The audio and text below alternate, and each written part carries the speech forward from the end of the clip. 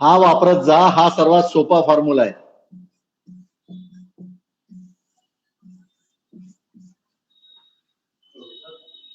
हा चिलरचा झाला आणि कंडेन्सरचा असेल तर 24 ऐवजी 29 वापरायचं. ते कन्वर्ट करूच नका बसू. ऋषिकेश तुम्ही काय केलेलं आहे, तुम्ही पाऊंड मध्ये कन्वर्ट केलेलं आहे, मग त्याचा स्पेसिफिक हीट टाकलेली आहे.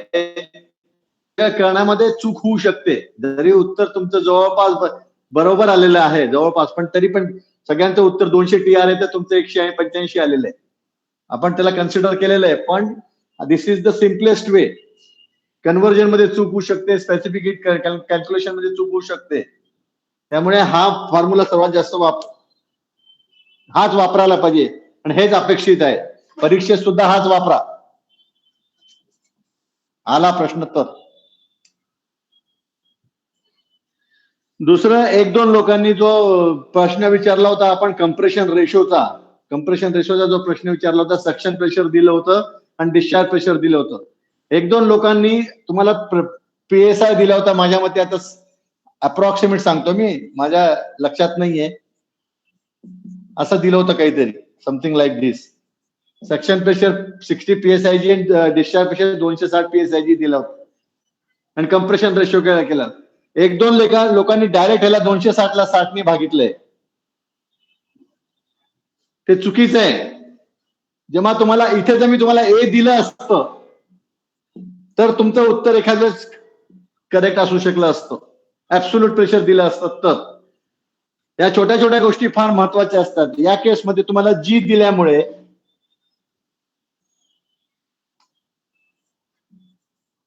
तुम्हाला 60 मध्ये 14.7 ऍड करायचंय, 260 मध्ये 14.7 ऍड करायचंय आणि मग रेशो काढायचा आहे.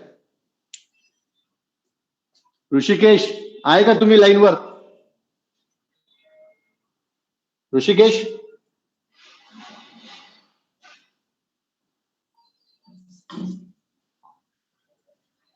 हॅलो,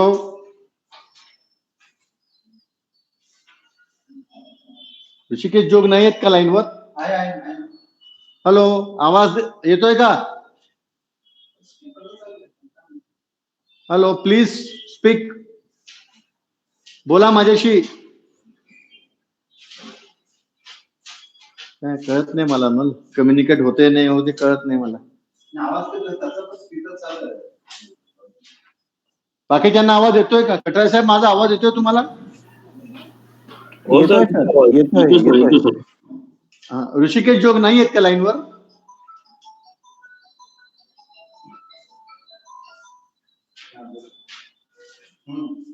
हॅलो,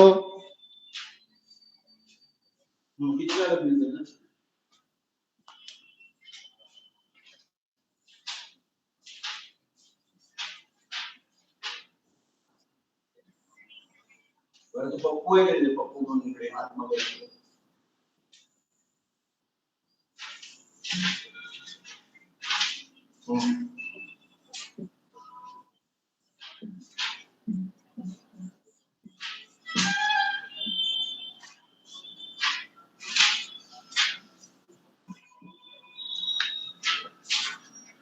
हाँ चंदा, संजय निकम बोल रहे। अरे सर जी, एक्चुअली में सवेरे आया था आपके पास, तो थोड़ा सा दुकान खुलने में टाइम था, करके मैं निकल आया। तो ये जो 20 लीटर का जो है ना नंबर का वो दे दो, मैं आपको कल सवेरे पे करता हूँ 10 बजे 10 तारीख। संजय निकम नहीं, उधर अभी हो है नहीं उसमें अकाउंट में, इसके अकाउंट में है नहीं इसके। हाँ हाँ, वो चिट्ठी रख दो पप्पू को बोल के, कल मैं आके उधर दे दूंगा। ठीक, थैंक यू।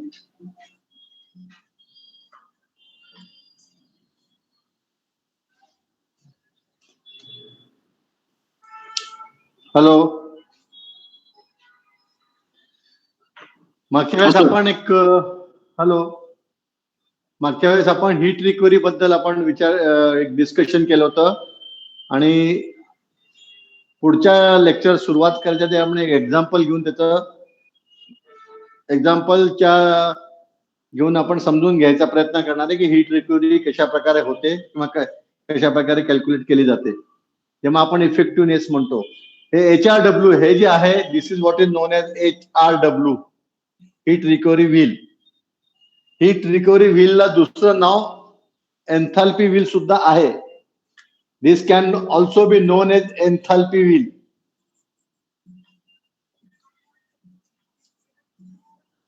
एन्थाल्पी व्हील का म्हणतात ह्याला एन्थाल्पी याच्यासाठी म्हणतात की ही हीट रिकव्हरी जेव्हा केली जाते एअर मधनं किंवा रिटर्न एअर मधनं थंड झालेली हवा जेव्हा एक्झॉस्ट केली जाते बाहेर,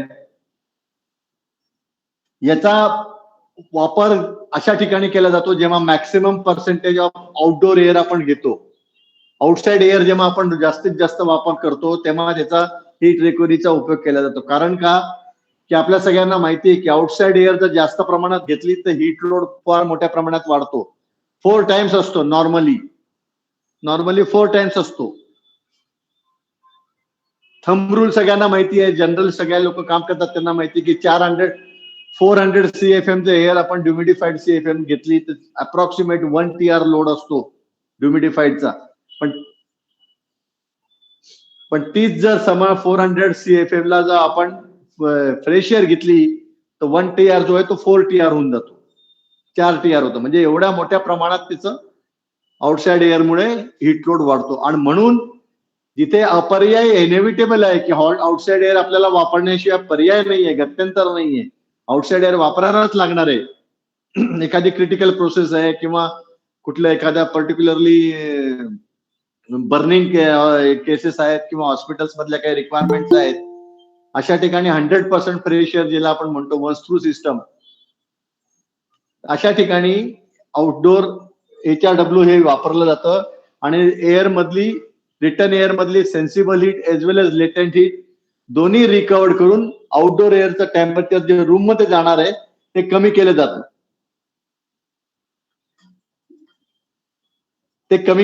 ते कितीनी कमी करायचं आता आपण ते पाहायचंय.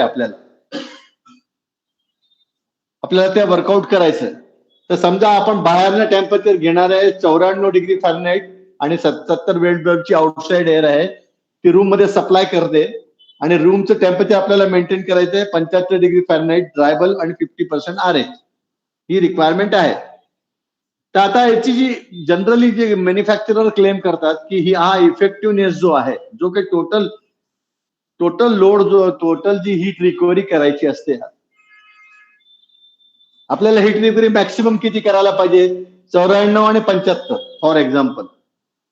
तर 94 मायनस 75 ही एवढी जर तुम्ही रिकव्हर केली तर 100% तुम्ही रिकव्हरी केली, म्हणजे 100% इफेक्टिव्ह झाला हीट रिकव्हरी व्हील. पण तेवढा 100% इफेक्टिव्ह नसतं. ते किती पर्सेंटेज असतं, काही मॅन्युफॅक्चरर 70% म्हणतात, काही मॅन्युफॅक्चरर 75 म्हणतात, काही 60 म्हणतात.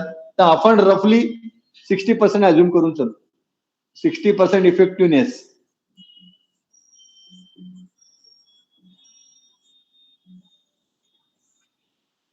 या HRWचा 60% इफेक्टिव्हनेस आहे असं आपण अज्युम करून चालायचं.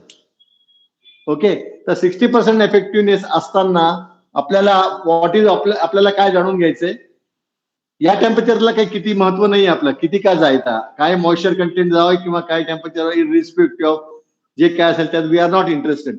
We are interested in what is the temperature of supply air in the room. आणि ते कसं काढायचं हा तुमचा पण प्रश्न होता मागच्या वेळेस की how to find out this. Recovery मिळाली 60%, पण टेम्परेचर किती कसं काढायचं आणि एन्थाल्पी कशी काढायची.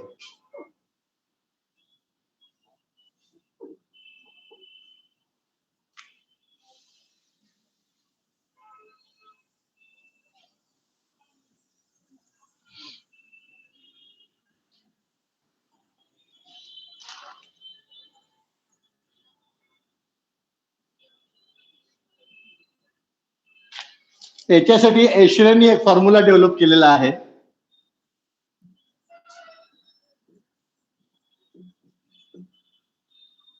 तो स्टँडर्ड आहे 84 1991चा स्टँडर्ड आहे. ते हा एक स्टँडर्ड आहे. त्याच्यामध्ये ते काय म्हणतात, effectiveness epsilon is equal to VS multiplied by X1 minus X2 divided by V minimum X1 minus x3 हा त्यांचा फॉर्म्युला आहे. त्याच्यामध्ये एप्सिलॉन जो आहे ते आहे इफेक्टिव्हनेस.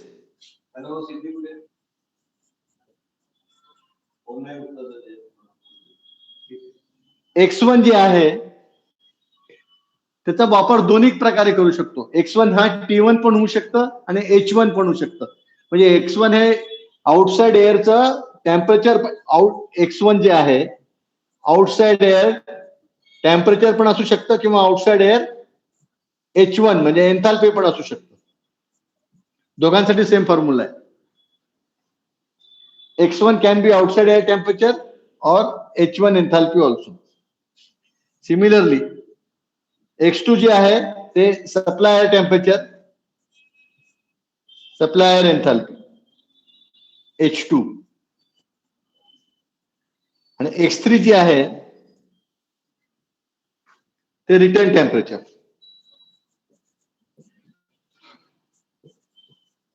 रिटर्न एन्थाल्पी आणि VS जे आहे ते व्हॉल्यूम CFM. आता बऱ्याच वेळा काय होतं हे जे VS आहे इथे आपण आपल्या कंडिशन मध्ये आपण जनरली आता जे कॅल्क्युलेट करणार आहे इथे 12,000 CFM सप्लाय पण आहे 12,000 रिटर्न पण आहे. आपण तो जो रिटर्न व्हॉल्यूम आणि सप्लाय मधला आपण काही जास्त डिफरन्स धरत नाही कॅल्क्युलेशन मध्ये. पण जर खूप मोठा डिफरन्स असेल तर जे मिनिमम जे खालच्या डिनॉमिनेटरला रिटर्न व्हॉल्यूम घ्यायला लागतं. व्ही मिनिमम जे आहे ना सप्लाय आणि रिटर्न मधला जो लोअर पोर्शन आहे तो खाली व्ही मिनिमम मध्ये येईल. जर समजा उद्या 12,000 CFM सप्लाय आणि समजा 14,000 रिटर्न आहे तर इथे 12,000च येईल, 14,000 नाही येणार. आलं का लक्षात?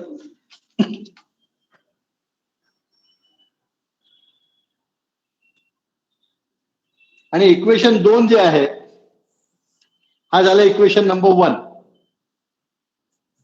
इक्वेशन नंबर 2 आपल्याला सेन्सिबल काढायचं आहे QS डायरेक्ट एप्सिलॉन इंटू 1.02 म्हणजे effectiveness into V minimum T1 minus T3 आणि Q2 is equal to epsilon into enthalpy आहे सॉरी टोटल. हा सेन्सिबल झाला total 4.5 into V minimum H1 minus H3.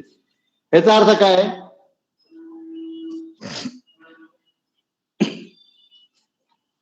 Effectiveness किती त्याच्या पर्सेंटेजने आपल्याला T1 minus T3 H1 minus H3. आता तुम्ही असं अज्युम करून चला आपल्या इक्वेशन्स मध्ये घ्या तुम्ही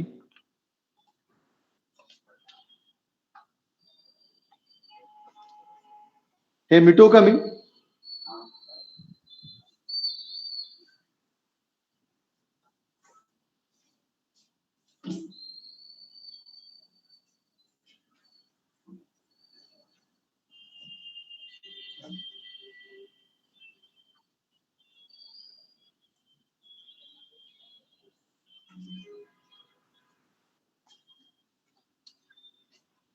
आपण समजा आपण एक एक्झाम्पल घेऊ की calculate the supplier condition leaving. आपल्याला असं कॅल्क्युलेट करायचं supplier condition leaving the heat recovery wheel with 12,000 CFM. म्हणजे आपलं हे समजा 12,000 CFM आहे सप्लाय. ओके.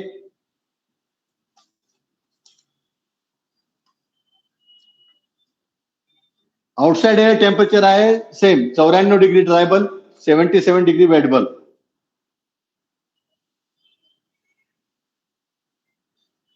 ओके. आता 94 डिग्री ड्राय बल्ब आणि 76 डिग्री वेट बल्बला आपण जर X1 काढली म्हणजे H1 काढलं एन्थाल्पी तर ती येते 40.38 BTU पर पाऊंड.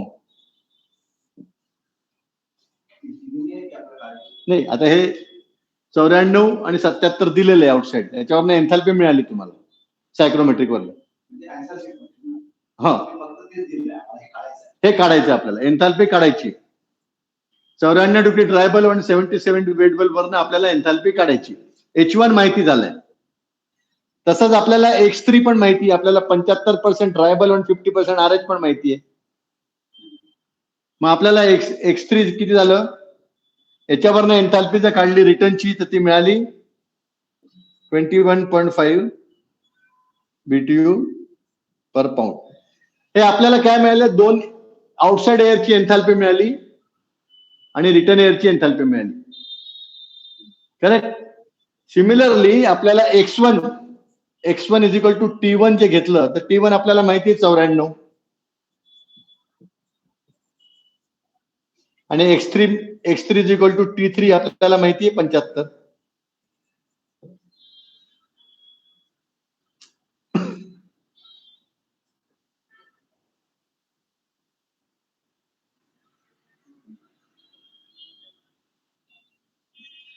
आता तो पहिला फॉर्म्युला होता तुमचा, सर्वात पहिला फॉर्म्युला तुम्ही लिहिला असेल पा, परत लिहू का मी तो? हा, काय आहे तो फॉर्म्युला?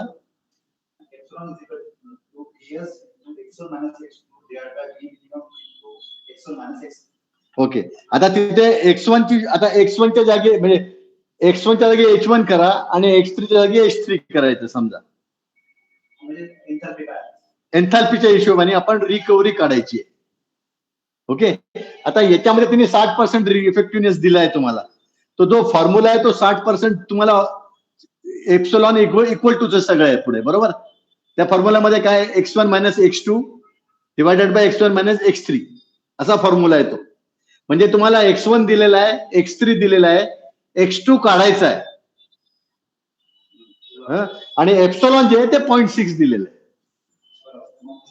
हा, आता तसा इक्वेशननी तुम्ही काढा आणि ती H2 फिगर किती ती सांगा मला. आलं का लक्षात तुम्हाला? पहिल्या फॉर्म्युलाने काढायचं.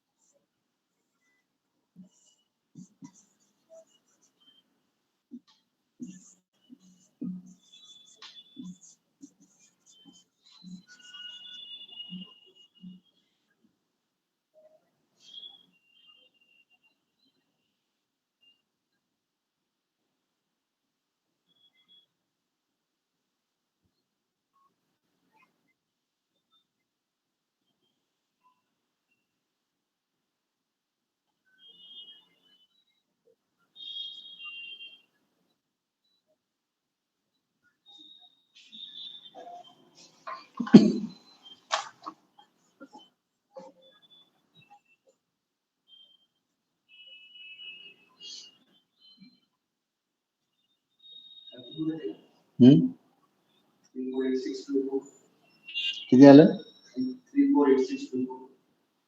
BTU पर पाऊंड. H2 किती आला? H2 33.04 येईल. काहीतरी चुकतंय पा. फॉर्म्युला असा येईल तो 40 पॉईंट असा येईल तो 0.6 तुझं रिव्हर्स करायला गेला, असं इक्वेशन जर टाकायला गेलं तसं टाकलं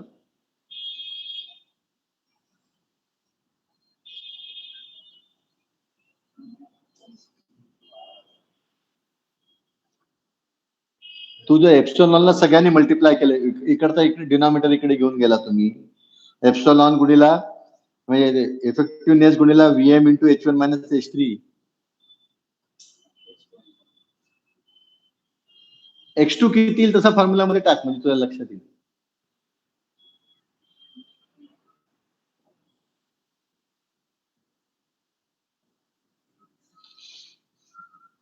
आलं का? कॅल्क्युलेट करता आलं का सर? कटाय सर?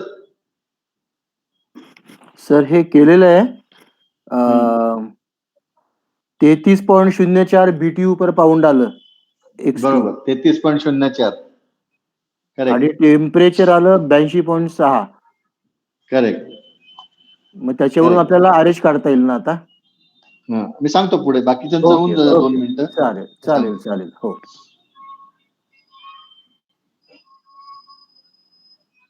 जमतंय का? 33.04 येईल.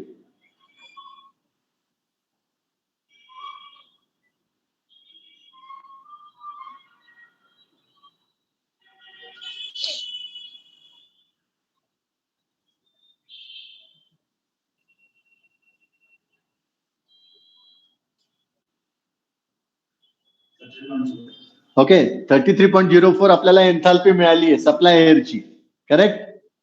आता सेम फॉर्म्युला वापरून .06 तेच ठेवायचं, सीएफएम पण तेच ठेवायचं. T1 मायनस T3 म्हणजे 94 मायनस 75 करायचं.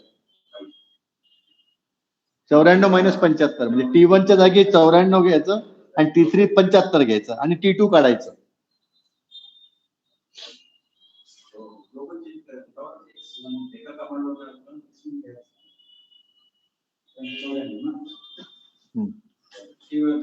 काय?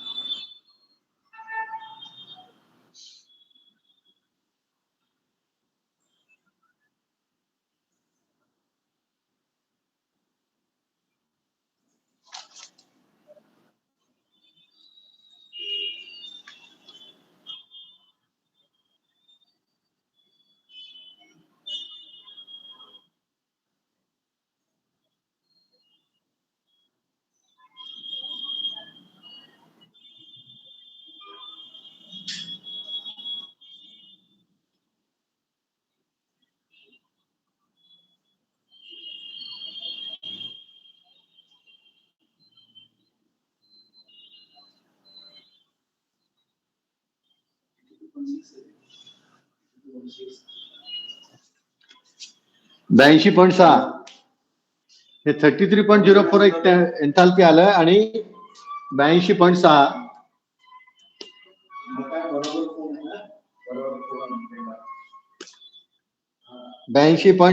डिग्री फॅरनहाइट हे टेम्परेचर आलं. म्हणजे सप्लायरची कंडिशन काय झाली? Temperature 82.6 degree Fahrenheit.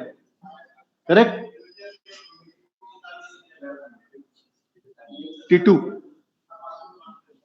म्हणजे 94 चं टेम्परेचर 75 डिग्री रिटर्न गेल्यानंतर 74 डिग्रीमुळे किंवा या हीट रिक्युलीमुळे 94 टेम्परेचर हे 82.6 वर आलं. ओके. आणि आता याची एन्थाल्पी तुम्हाला माहिती आहे 33.04. त्यामुळे एन्थाल्पी माहिती असल्यामुळे तो कोणी तुम्हाला विचारलं तर त्याचा वेटबल्ब काढू शकता सायक्रोमॅटिक चार्ट वरून. आरएच पण काढू शकता, काहीची असेल ते तुम्ही टाकू शकता. ती काही तेवढं महत्वाचं नाही. आपल्याला एन्थाल्पी ड्रॉप झालेला तो मिळालेला आहे. तुम्ही आता थोडस लक्षात घ्या. हे पहा, याची एन्थाल्पी 40 आहे, याची एन्थाल्पी 28 आहे, म्हणजे 12चा डिफरन्स आहे. हा 12चा डिफरन्स असायला पाहिजे थ्योरेटिकली. जर हीट रिकव्हरी माझं 100% ओके असतं तर ही कंडिशन सेम झाला पाहिजे, पण ते नाहीये. 60%च आहे. त्यामुळे माझ्या 12च्या 6% 0.6% तो कमी होईल. म्हणजे किती? 8 डिग्रीनीच कमी होईल. तर 94 महिने 8 वजा केले 82 येतं बरोबर. तसं केलं तरी तुम्ही करू शकता करायला, पण ही प्रोसिजर असते. उद्या तुम्हाला आपण तुम्ही मी करणार नाही हे कधी कॅल्क्युलेशन. माझा अनुभवाच्यामुळे मी हे कधी काढणार नाही. त्या दिवशी तुम्ही जो प्रश्न विचारला मी केलं नसतं. त्या दिवशी पण मी सांगून दिलं असतं की अरे येतात एवढा रिकव्हरी काढायची त्याच्या 0.6% येऊन जाईल. पण that is not the method. परीक्षेमध्ये असा प्रश्न आल्यानंतर तुम्ही असं नाही तिथे टाकू शकत ना. You need to know the formula like this. हे गरजेचं आहे. प्रॅक्टिकल मध्ये गरजच नाही तुम्हाला. कोणी बाहेरच्या क्लायंटने विचारायचं ते तिथल्या तिथे तुम्ही सांगू शकता की बाबा रे एवढं 100% ला 12 आहे, 60% ला 12 ला 0.6 ने मल्टिप्लाय केलं तर तेवढी रिकव्हरी आली. एन्थाल्पी मध्ये पण तोच प्रश्न आहे. 40 साठी तुम्ही बाहेरचा डिफरन्स केला, तुम्ही टेम्परेचरचा डिफरन्स काढला तरी ते पहा 94 - 75 म्हणजे 19 डिग्रीचा ड्रॉप व्हायला पाहिजे. तो ड्रॉप कितीचा झालाय? 8चा. 8 नाही किती? 94 - 82 किती झाला? 8 नाही 12 म्हणजे 19च्या ऐवजी 12 झालाय. म्हणजे अगेन 60% रिकव्हरी. आलं लक्षात? हा, आणि अजून एक त्याच्यात सिम्प्लिफिकेशन आहे. अजून पण करता येईल.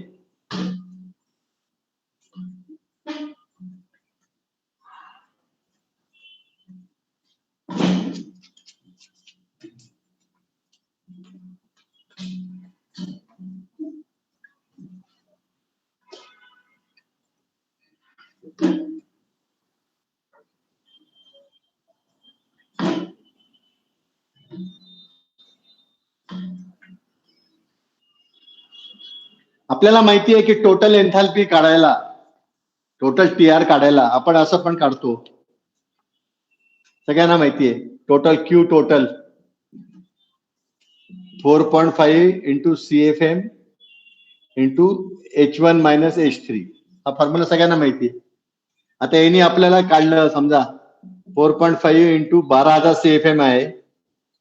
H1 - H3 जो आहे 40.38 - 28.15 किती येईल हे? मग कर बरं. 12.23 मल्टिप्लाइड बाय 4.5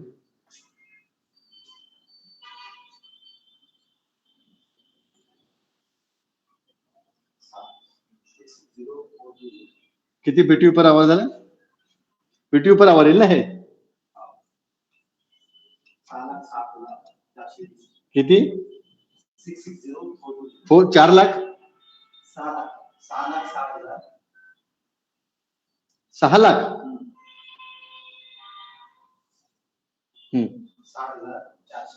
60,000.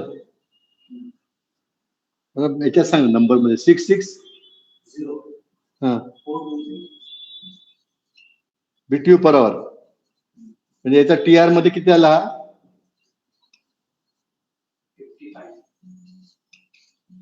55 TR इंटू 0.6 कर बरं. आता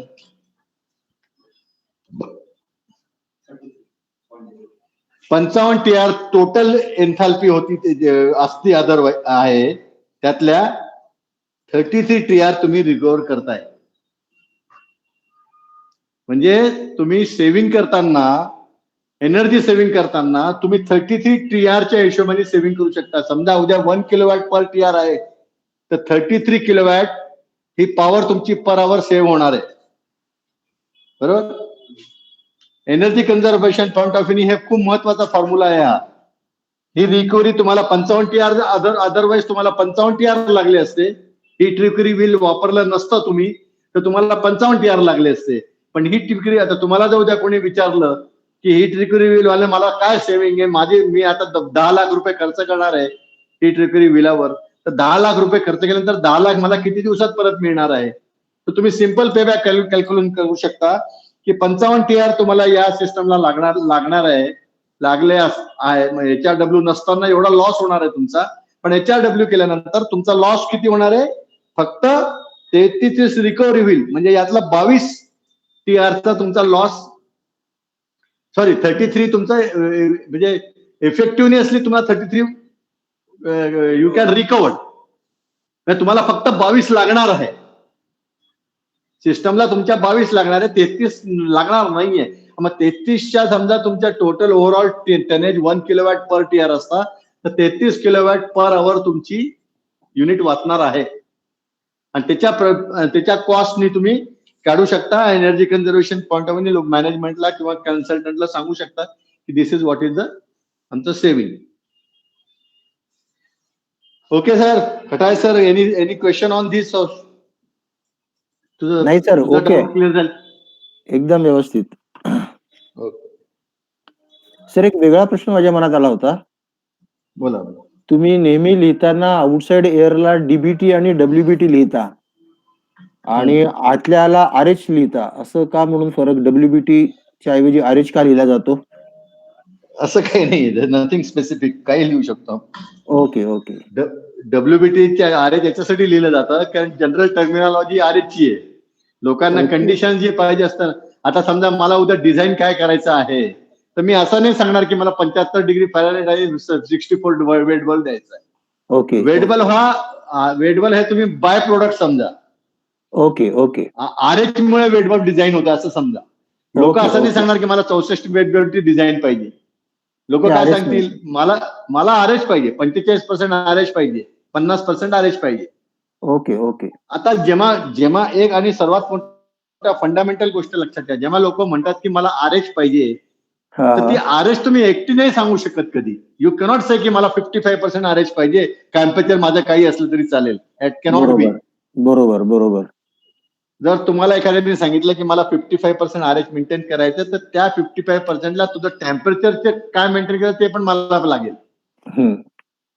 डीबीटी आणि आरएच या दोन गोष्टी सांगितल्या पाहिजेत.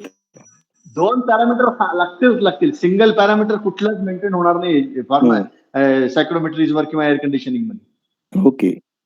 लोक म्हणते मला फक्त 50 वेट आरएच पाहिजे. नाही, nothing like that. 50% RH at what temperature you want. Okay okay. Otherwise you cannot design.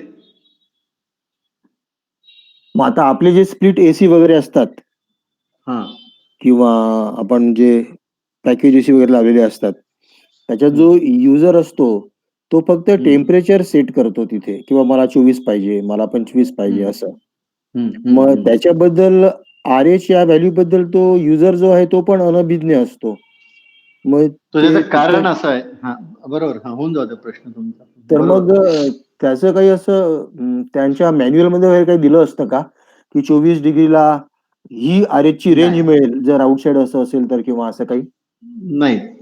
कसं आहे माहिती का, कम्फर्ट कंडिशन्स मध्ये जेव्हा तुम्ही काम करताय, म्हणजे स्प्लिट एसी, विंडो एसी, यांना आरएच कंट्रोल हा प्रकार नसतो. देर is nothing like RH control. Okay. RH त्या बाय डिफॉल्ट जी काही तुमच्या रिलेटिव्ह ह्युमिडिटी मेंटेन होणार आहे त्यावेळेस ती तिची तुम्हाला मिळेल. ओके. आता जनरली इट इज सेड की बिकॉज रूम एअर आपण कंडिशनिंग करत असतो एअरचं, त्यामुळे कंडेन्सेशन होणारच आहे कॉइलवर आणि मॉइश्चर रिमूव्ह होणारच आहे.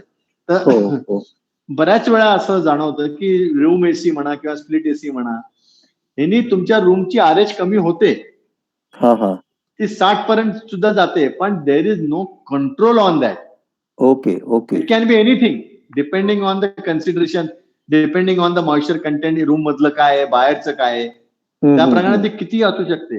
पण स्प्लिट एसी म्हणा, डक्टेबल एसी म्हणा, किंवा जिथे कम्फर्ट कुलिंग जिथे आपण करतो तिथे आरएच कंट्रोल नाही होऊ शकत. ओके. मग सर याच्यातनं एक असा डाऊट आला माझ्या मनात की आपल्या स्प्लिट एसी मध्ये 2 मोड विशिष्ट जाणवतात मला, की एक असतो कुलिंग मोड आणि एक असतो ड्राय मोड. मग तिथं काही फरक पडतो काय आरएच आणि याच्या टेम्परेचर मध्ये? नाही, आय थिंक मला ते डिटेल म्हणजे निकम साहेब आहे तिथे ते जास्त सांगू शकतील त्याच्यावर. स्प्लिट त्यांचा प्रश्न असा आहे की स्प्लिट एसी मध्ये बऱ्याच वेळा 2 मोड असतात, एक कुलिंग मोड आणि एक ड्राय मोड. तर व्हॉट आय इंटरप्रिटेशन इज मला की कुलिंग ड्राय मोड म्हणजे बहुतेक नुसता फॅन चालत असेल, कुलिंग बंद असेल. म्हणजे sometime you don't want cooling. मला कुलिंग नकोय, तुम्हाला फक्त एअर सर्क्युलेशन पाहिजे. Okay okay. थंडी आहे, बाहेर टेम्परेचर खूप कमी आहे किंवा अशा केसमध्ये, तर अशा केसमध्ये तुम्हाला कुलिंग बंद ठेवून नुसतं फॅन चालवलं तर तर that sir is dry run. नाही, फॅन मोड पण वेगळा असतो सर तिथे. फॅन पण असतो, कूल असतो आणि ड्राय असतो. असे 3 मला आढळलेले आहेत. हा, एक मग जस्ट त्यांचं उत्तर विचारला का तेच देऊ आपली शकतील ते. चर्चा त्यांचं असं सुरू म्हणणं आहे झाली त्याच्यावर म्हणून. फॅन मोड पण असतो, कूल मोड पण असतो आणि ड्राय मोड पण असतो. यात काही डिफरन्स वेगळा सगळं. आता जे चालतात हा. जे काही एसी चालतात त्यामध्ये ड्राय मध्ये फक्त फॅन आहे. हा. त्याला कॉम्प्रेसर ऑन नाही करत. मग त्याचं लॉजिक तेच सर, दुसरं मग पाहावं लागेल. ओके. हा. हा, देर इज नथिंग मेकॅनिझम. आता dry run means there is no cooling that no you can cooling. Assure. म्हणजे आपला कॉम्प्रेसर चालू नाही होणार, कंप्रेसर चालू ना, थंड नाही होणार. थंड नाही होणार. Okay okay. तसे काय असतं ते, जसं आपण म्हणतो किंवा त्याच्यात 16 डिग्री असेल, 16 डिग्री मला येणार नाही. तशी ती त्यांची जी मॅन्युफॅक्चरिंग मध्ये आहे. ड्राय म्हणजे कसं असेल, ड्राय टर्मिनॉलॉजी, कॉईल तुमची थंड नाही होणार, नाही कॉईल मध्ये पाणी नाही येणार. पाणी नाही. So air is dry. It is like that. म्हणजे तो त्या लॉजिकने ड्राय मोड टाकलाय तुम्ही असं. त्याच्या मागचं ओके. फार डिटेलिंग करण्याचा अर्थ नाही त्याच्यामध्ये. ओके ओके ओके, पण चालेल. आरएच कंट्रोल जर तुम्हाला पाहिजे असेल तर you need to go either with low temperature application म्हणा किंवा मॉइश्चर रिमूव्हल म्हणा, किंवा तुम्हाला रिहीट अरेंजमेंट लागते. Okay okay okay sir. आता याच्यातनं प्रश्न असा निर्माण होतो की कंट्रोल करायला मग कशासाठी लागते रिहीट, का लागते, का वाय डू यू नीड दिस. हा पुढचे डिस्कशनचा भाग आहे, आपण पुढे कधी त्याच्यावर चर्चा करू डिटेलमध्ये. कसं असतं, थेओरॅटिकली स्पीकिंग, तुम्ही ज्या आरएच ला डिझाईन करता सिस्टम, तुम्ही आता समजा एखादी सिस्टम हीट लोड प्रमाणे डिझाईन केलेली आहे. तर हीट लोड मध्ये डिझाईन करताना आपण काय करतो, आपण लॅटंट लोड पण घेतोय, मॉइश्चर लेवल पण आपण घेतोच आहे ऑक्युपन्सीची, म्हणजे आपण सेन्सिबल लोड पण घेतोय, लॅटंट लोड पण घेतोय. त्याच्यावरनं आपण एएसएचआर फॅक्टर काढतोय. एएसएचआर फॅक्टर काढल्यानंतर आपण एडीपी सिलेक्ट करतोय. म्हणजे काय थोडक्यात, की आपण एपरेटस ड्यू पॉईंट सिलेक्ट करून त्या लेवलपर्यंत आपण कुलिंग करतोय. तर तुमच्या मनात असा प्रश्न यायला पाहिजे की मग आपण कुलिंग करतोय तर मग तुम्हाला आरएच तर मेंटेन व्हायलाच पाहिजे ना. आरएच का नको मेंटेन व्हायला, कशासाठी आपल्याला रिहीट द्यायला पाहिजे, हिटर कशासाठी लावायला पाहिजे, हा तुमच्या याच्यात प्रश्न येऊ शकतो तुमच्या याच्यामध्ये.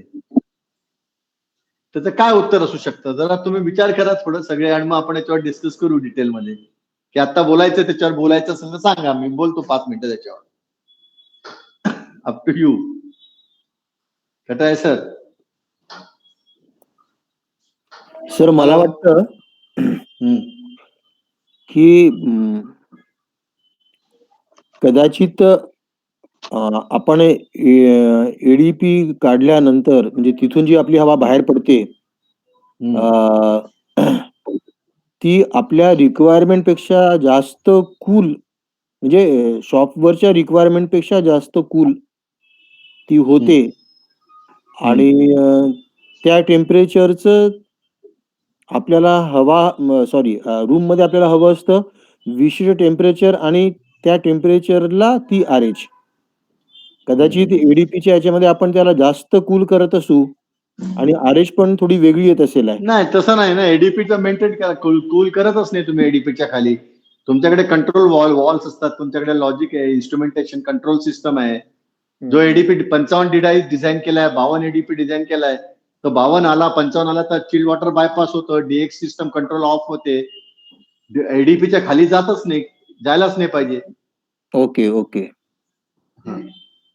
कटाळे सरांचं म्हणणं थोडंसं बरोबर म्हणू शकताय की तो कूल करतो एडीपीला, पण तो जेव्हा तो रूम मध्ये जातो, त्यांचं म्हणणं 50% बरोबर आहे, he is on the right track, पण त्याचं कारण वेगळं आहे. ऑन द राईट ट्रॅक, पण त्याचं कारण वेगळं आहे. आता तुम्ही पहा, आपण फायनली काय करतो, ड्युमिडिफाईड सीएफएम काढतो, म्हणजे काय करतो आपण, ERSH काढतो, बरोबर सर. हा हा. आपण रूमचा सेन्सिबल लोड फिक्स करतो आणि फिक्स केल्यानंतर ड्युमिडिफाईड सीएफएम काढतो, हो बरोबर. आता ERSH काढल्यानंतर 1.08 into 1 minus bypass factor into delta T Fahrenheit, बरोबर. हा आपला फॉर्म्युला आहे. डेल्टा टी म्हणजे room supply into room temperature minus ADP, हा आपला फॉर्म्युला आहे. हा आपला ह्युमिडिफाईड इफेक्ट देतो, बरोबर. हो करेक्ट? बरोबर. सिम्पल लक्षण, एकदम सिम्पल. जे लोकांना वर्षानुवर्ष समजत नाही ते गोष्ट तुम्हाला मी एकदम सिम्पल फॉर्म मध्ये सांगतो. People don't understand this thing. ERSS तुमचा फिक्स आहे आता काढलेला. हो. आता ही एस्टिमेटेड कंडिशन आहे सर तुमची. आता तुम्ही कुठलीही सिस्टम तुम्हाला माहितीये ही कधी 100% लोडवर नसते. हो. आपण जे टेम्परेचर दिले 4 वाजता 27 मे ला हायएस्ट टेम्परेचरला डिझाईन केले. आता वर्षभर टेम्परेचर ते राहणार आहे का? नाही. एम्बिएंट कंडिशन सेम राहणार आहे का? 104 नाशिकमध्ये, 40 डिग्री सेंटीग्रेड नाशिकमध्ये 2 ते 3 दिवस असते फक्त. अदरवाईज ती 38, 39च्या खालीच असते नॉर्मली. बरोबर. पण आपल्या डिझाईन 40 वर केलेलं असतं. म्हणजे आपल्या हा डिझाईन आपल्या एम्बिएंट कंडिशन्सनी हा लोड बदलत असतो ERSS. हो. आणि सर्वात महत्वाचं म्हणजे इंडस्ट्री मधला तर सर्वात महत्वाचा घटक म्हणजे इक्विपमेंट लोड. 100 किलो इक्विपमेंट असतील, तुम्ही 50 किलोवॅट वापरताय, 40 किलोवॅट वापरताय, लाइटिंग तुम्ही अर्धेच वापरताय, 50 माणसं आहे तुम्ही 20 माणसांनी ऑक्युपाय केलेलं आहे. बरोबर. हो. दिस ERSS keep on changing. Okay. आणि जर ही ERSS जर कीप ऑन चेंजिंग झालं तर तुमच्याकडे तुमचा जो CFM आहे हा तर तुमचा बदलत नाहीये. एकदा तुम्ही AHU डिझाईन करून टाकून दिला सिस्टम मध्ये 10,000 CFM. हो. तो तर कधी बदलत नाही. तुम्ही you cannot control the CFM with respect to load. अशी इन्स्ट्रुमेंटेशन अजून कंट्रोल डिझाईन नाही झालीये. जर ते कोणी करू शकलं जगामध्ये तर तो रिव्हॉल्युशन होईल आपल्या फील्डमध्ये.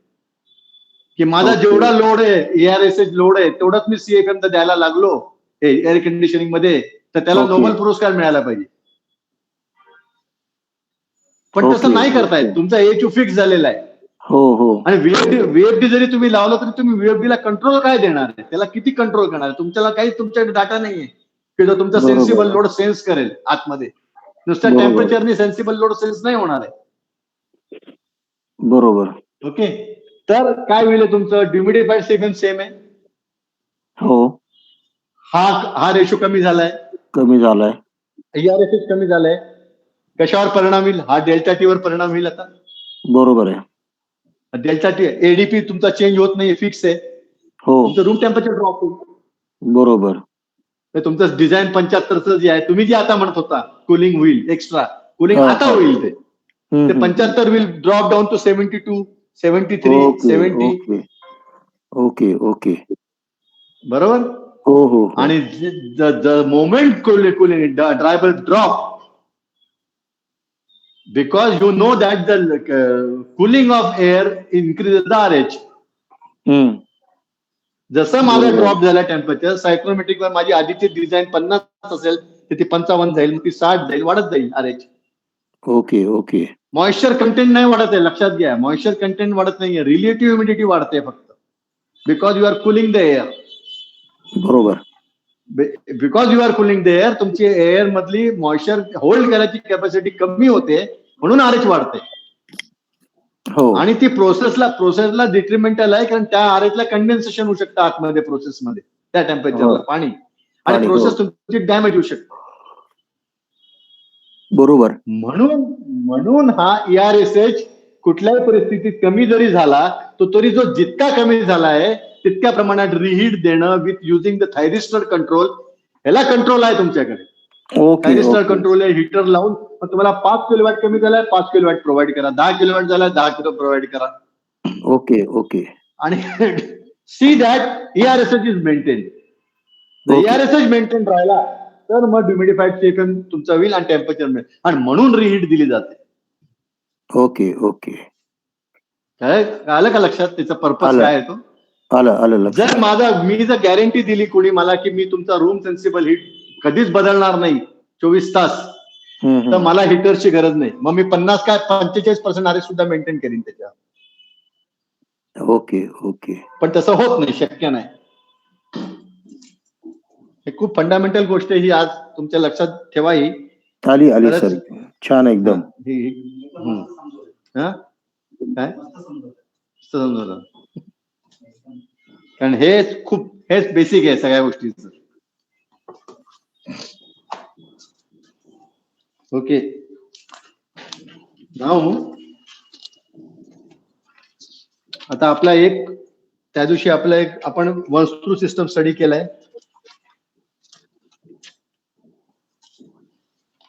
आता आपल्याला आता जसं तुम्ही आपण रिहीटचं ऐकलंय, पाहिलं, स्टडी केलंय, तर थोडस एक त्याच्यामध्ये अजून एक हाय लेटंट लोडचं आपण ऍप्लिकेशन घेणार आहे. हे जे तुम्हाला मी आता सांगितलं हे जनरली 45-50% आरेज, 55% आरेज पर्यंत ऍप्लिकेबल आहे या गोष्टी. खूप जास्त हाय लेटंट हीट जर झालं तर काय होईल त्याचं आपण एक एक्झाम्पल घेतोय, आता आपण स्टडी करू. हे जे एक्झाम्पल आहे ते ह्युमिडिफाईड सीएफएम आणि हाय लेटंट लोडचं आहे. Cooling and humidification process is again cooling and ह्युमिडिफिकेशन.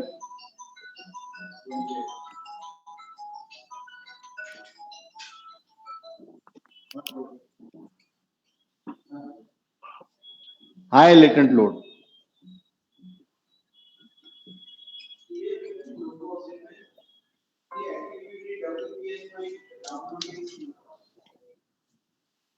याच्यामध्ये दिलंय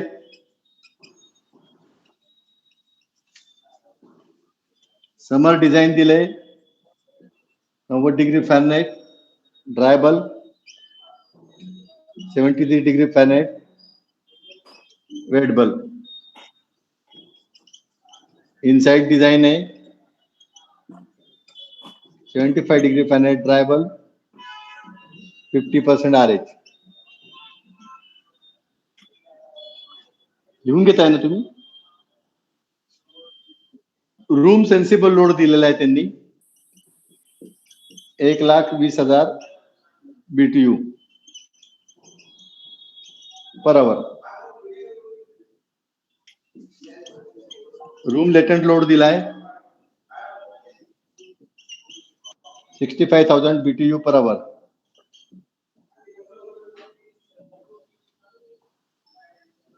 त्यांनी एक कंडिशन टाकलेली आहे की temperature difference between room and supply. Room temperature 75 असेल तर सप्लाय अँड टेम्परेचर जे आहे तो 55च्या जवळपास पाहिजे किंवा 20 डिग्रीचा डिफरन्स पाहिजे, त्यात जास्त नको. त्यांनी एक कंडिशन दिली, पाहू त्याचा काय डिफरकेशन येते, तुला पुढे पाहावं लागेल. सर कंडिशन पुन्हा सांगा. कुठली? ही शेवटची दिलेली 55 हे काय? 55 आणि जो 20 डिग्री जो आहे ना ते काय म्हणतात ते की सप्लाय, ते असं म्हणतात की temperature difference between the room temperature आणि supply temperature. Supply room temperature 75 आपल्याला माहिती आहे. Okay okay. सप्लाय टेम्परेचर काढायचंय आपल्याला. ओके. तर त्या दोघांचा डिफरन्स ते म्हणतात ते 20 डिग्री फॅरनहाइट पेक्षा जास्त नको. Okay okay. तर तो किती येईल, काय येईल, whether we are in limit, ते आपल्याला नंतर कळेल एक्झाम्पल मध्ये. Okay okay sir. ओके. तर त्यांनी काय काय सांगितलंय काढायला. त्यांनी सांगितलंय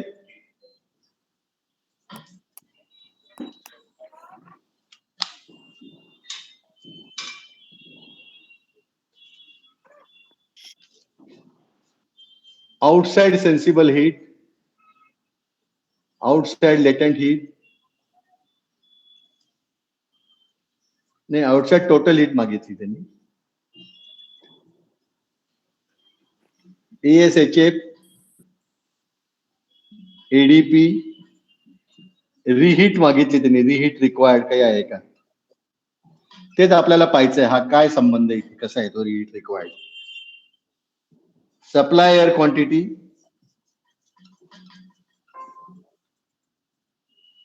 entering condition to the coil,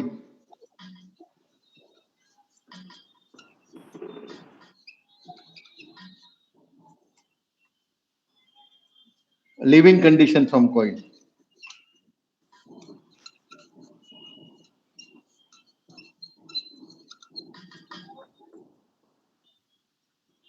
आणि सप्लायर टेम्परेचर टू रूम, आणि लास्ट घेतले ग्रँड टोटल हीट.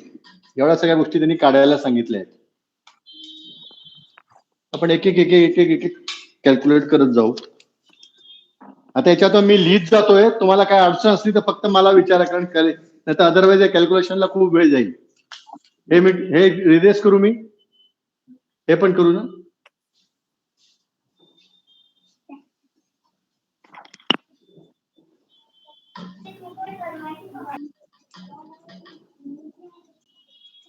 याच्यामध्ये त्यांनी कॉइलचा बायपास फॅक्टर 0.05 अज्युम केलेला आहे आपण. Okay, now let us go with first thing, outside air sensible heat.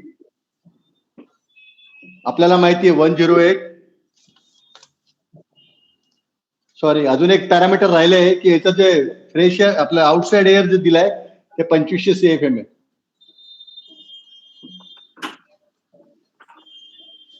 Ventilation त्यांनी 2500 CFM दिलंय. Ventilation 2500 CFM. व्हेंटिलेशनचा अर्थ नेहमी व्हेंटिलेशन एअर कंडिशनिंग मध्ये व्हेंटिलेशनचा हा वर्ड वापरला की it is always outside air.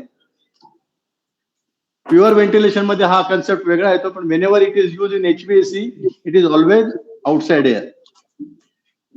आता हा 2500 त्यांनी दिलेला आहे, त्यामुळे 1.08 इंटू 2500 इंटू 90 आउटसाइड 75 हा तुझा झाला इनसाइड. हे झालं 40500 BTU पर आवर. हा झाला आउटसाइड आहे सेन्सिबल लोड. नंतर तुम्ही चेक करून घ्या कॅल्क्युलेशन काही चुकलं असेल माझं. लेटेंट लोड तुम्हाला माहिती आहे 0.68 2500 CFM. 95 मायनस 65 हे मी सायक्रोमेट्री वरनं ग्रेन्स काढलेले आहेत, आउटसाइडचे आणि इनसाइड. बोर्ड जरा क्लिअर पाहिजे थोडं हे करता येईल का? काय झालं माहिती आहे का? आपलं नेट कनेक्शन डिस्कनेक्ट झालं, तुमच्या त्याच्यावर चालू आहे. म्हणजे मध्ये मध्ये तो शब्द होतो. हा, हे जे मध्ये आले ना, कॅमेरा ऑपरेटर्स करत हे जर असे मध्ये पास झाले ना, शक्यतो तुम्ही असं एका बाजूला राहा, शक्यतो म्हणजे असं कॅमेऱ्याच्या समोर पास होऊ नका. असं तो पास झाला की तो सेल्फ कनेक्शन करायला नाही. ठीक आहे. म्हणजे टोटल लोड किती झाला म्हणजे आउटसाइड एअर टोटल लोड या दोघांची बेरीज केली 40500 प्लस 51,000 91,500. इथपर्यंत सगळ्यांना क्लिअर आहे, काही अडचण नाहीये, बरोबर?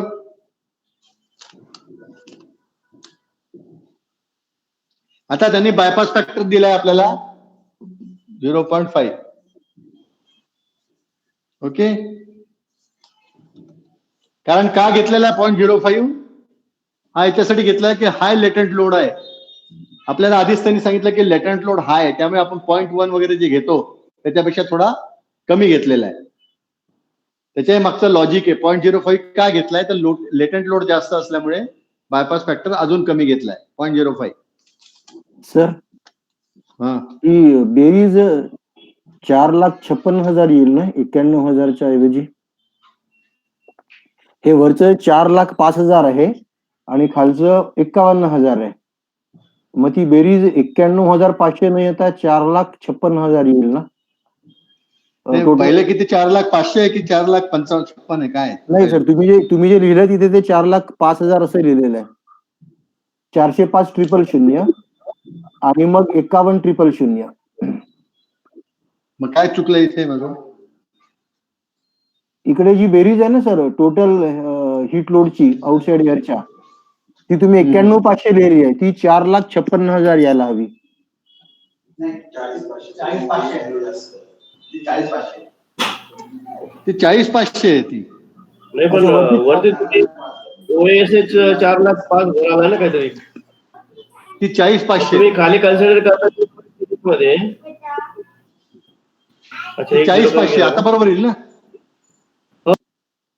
आता बरोबर येईल ना?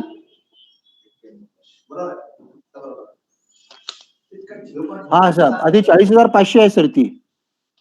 हो, 40,500. ती 40,000 0.05 अज्युम केलाय बायपास फॅक्टर कॉइलचा.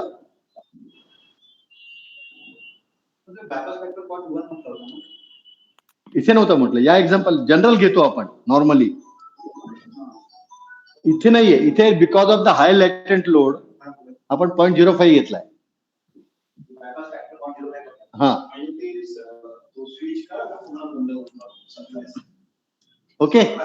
नाव आता ESHF जो आहे, आता ESHF काढायला काय घ्यायला पाहिजे? आपला room load room load plus fresh एअरमुळे आलेला इफेक्टिव्ह रूम जो बायपास मधनं आलेला आहे तो, बरोबर. म्हणजे रूम लोड दिलाय तुम्हाला किती, 1,20,000.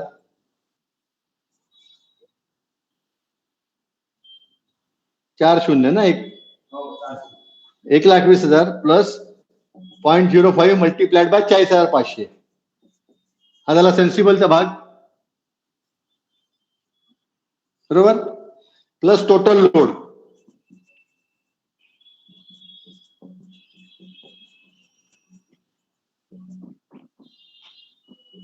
प्लस लेटेंट लोड पण ऍड करायला लागेल 65,000 प्लस 0.05 इंटू 51,000, बरोबर.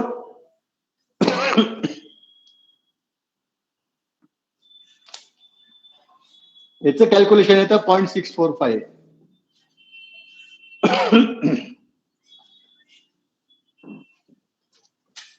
आता जस्ट चेक करा तुम्ही त्या एडीपी जो आहे आपला, पुस्तक पाहिजे का ते?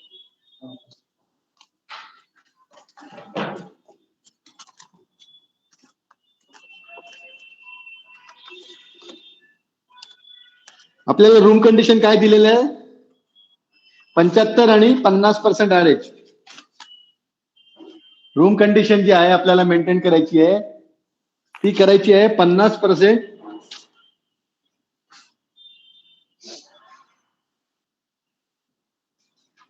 50% ऍव्हरेज आणि 75 डिग्री फॅरनहाईट. आणि आता जो एडीपी आलेला आहे 0.645, जस्ट चेक करा बरं काय येतो त्याच्या आगे. एडीपी नाही, ESHR 0.645 आलाय, तर 0.645 ESHR जागे एडीपी काय येतोय.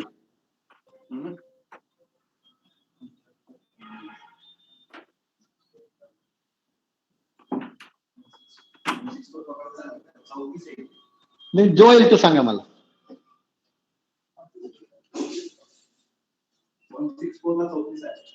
0.64 ला तुम्ही जर चेक केलं तर 34 डिग्री फॅरनहाईट येते. हे किती आलं सेंटीग्रेड मध्ये? हा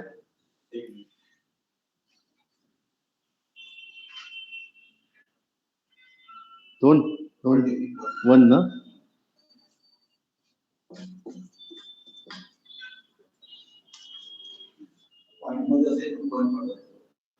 ठीक आहे, 34 डिग्री फॅरनहाईट एडीपी आलेला आहे, करेक्ट. सगळ्यांचा आला सर? कटाळे सर बरोबर आहे? सर थोडं अडकलोय मी इथे. विचारा काय कॅल्क्युलेशन तुम्ही नंतर केलं तरी चालतील, काही एवढं हे नाही महत्वाचं. नाही, पण समजून घ्या concept. हा माझा 0.64 नाही येत आहे, म्हणून मला थोडा डाऊट आलेला. तुमचा किती आला? सर आपण आता इथे 1,20,000 अधिक सर तुम्ही 0.05 घेतला का bypass? Sorry I made mistake. मी तो 0.5 घेणार. हा 0.05. ओके नाही मग बरोबर आहे. ओके. आता या ESHR फॅक्टरला 34 डिग्री फॅरनहाईटचा एडीपी आलेला आहे, करेक्ट. ओके. प्रॉब्लेम कुठे आहे आता? प्रॉब्लेम इथे आहे की हा इतका लो एडीपी आलेला आहे की हे अचीव करणं मुश्किल नव्हतं. चिल्ड वॉटर सिस्टमला काय कुठे प्रत्येक ठिकाणी तुम्हाला ब्राईन किंवा असं हे ऑफिस वगैरे सारखी गोष्ट असेल समजा, इथे हाय लेटेंट लोड ऍप्लिकेशन आहे. आता इथे एवढा लो टेम्परेचर एडीपी आला, आता तुम्हाला 34 डिग्री एडीपी अचीव्ह करणं सोपं आहे का? 1 डिग्री सेंटीग्रेड मला एडीपी सोपं आहे का? म्हणजे मला कमीत कमी -5चं पाणी दिलं पाहिजे, तेव्हा कुठे जाऊन मला तो 1 डिग्रीचं मिळेल. -5 पाणी म्हणजे माझी कॉस्ट किती वाढेल. बरोबर आहे. ब्राईन घ्यावं लागेल मला. सिस्टम पुण्या इंडस्ट्रीमध्ये किंवा एखाद्या इंडस्ट्रीमध्ये असतं बऱ्याच वेळा ब्राईन अवेलेबल, सगळीकडे नसतं. तर अशा केसमध्ये काय करायला पाहिजे?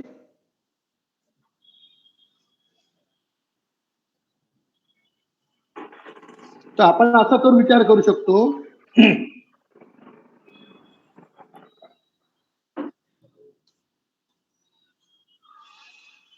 की आपल्याला ऍक्सेप्टेबल एडीपी किती पण जाऊ शकतो. समजा फॉर एक्झाम्पल की ज्याला तुम्हाला प्रॉब्लेम येणार नाही. आता समजा होतं 48 डिग्री फॅरनहाईट. 48 म्हणजे किती आला सेंटीग्रेड मध्ये? हा तुम्ही अचीव्ह करू शकता का? पहा बरं.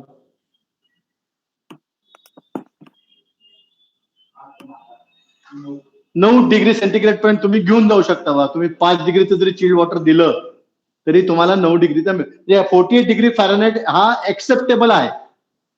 करेक्ट. आता नाउ यू टेल मी की 75 कंडिशन 50% RH 48 एडीपी ला 48 डिग्री फॅरनहाइट एडीपी ला तुमचा ESHR फॅक्टर काय येतो? रिव्हर्स जाऊ आपण.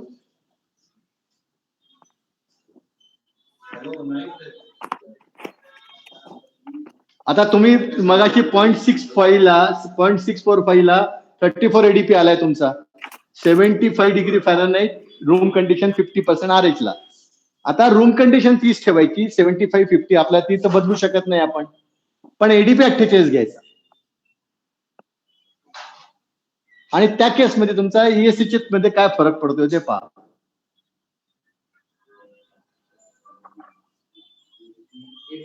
हम्म.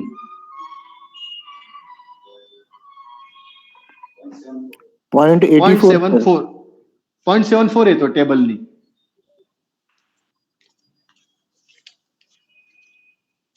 बरोबर येतो ना सर? तुम्ही चेक करा परत एकदा. 75 डिग्रीला हा आणि 50 RH ला.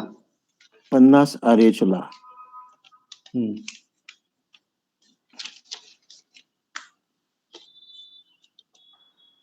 .74 बरोबर सर. करेक्ट. हो. ओके.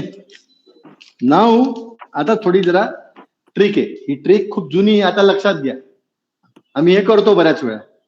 आता पॉइंट किती झाला तुमचा? आता हेच 74. इक्वेशन तुमच्या डोळ्यासमोर आहे. तुमच्या डोळ्यासमोर हेच इक्वेशन आहे. मी हे इक्वेशन बदलत नाही. हेच इक्वेशन आहे आता.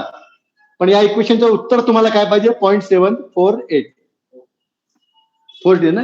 0.7 पाहिजे.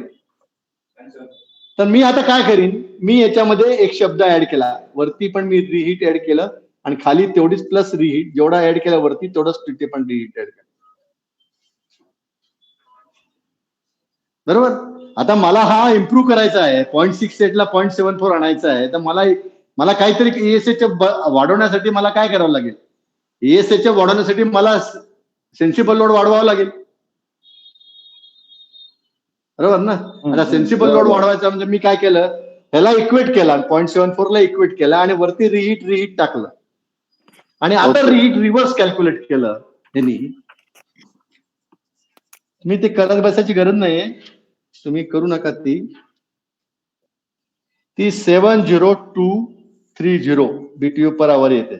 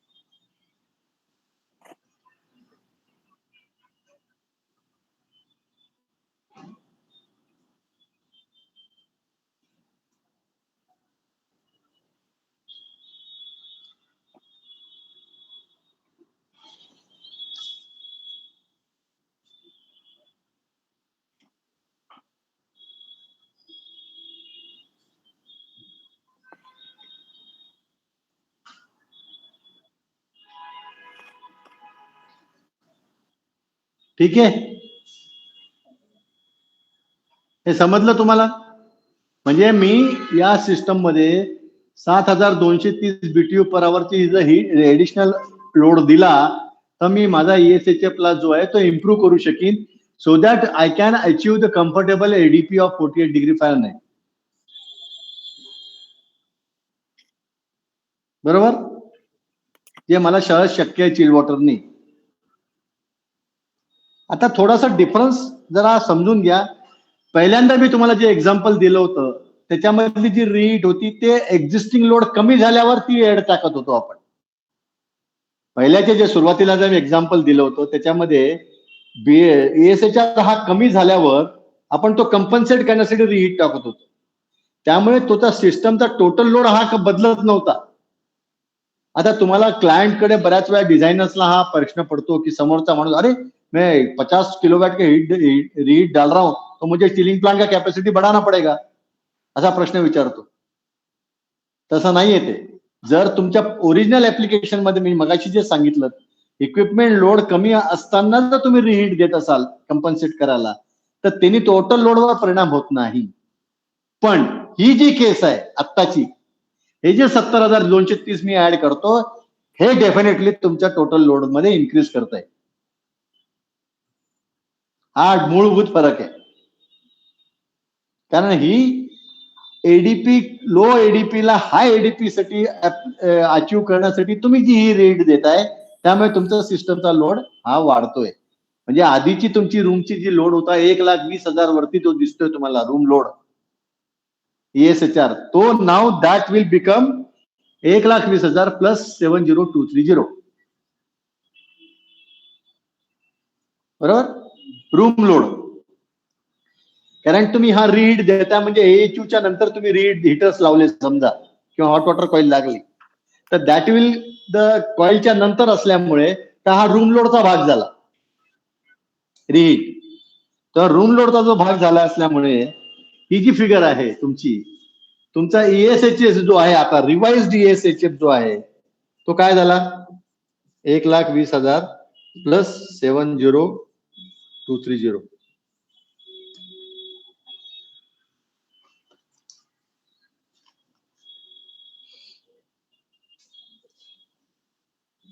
कोणाला काय अडचण आहे? कटार साहेब, हॅव यू अंडरस्टूड दिस? हो सर, हो हो हो.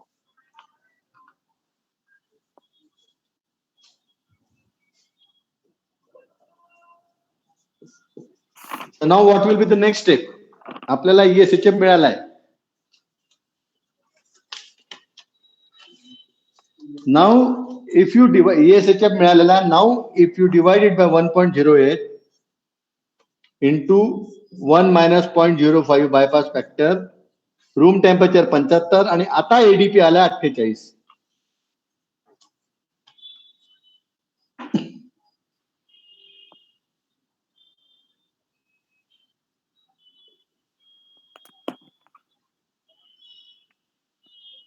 Correct sir. this will be what? This will be your dehumidified CFM. ती फिगर किती आली? जस्ट कॅल्क्युलेट करता येत असेल तर करा पटकन.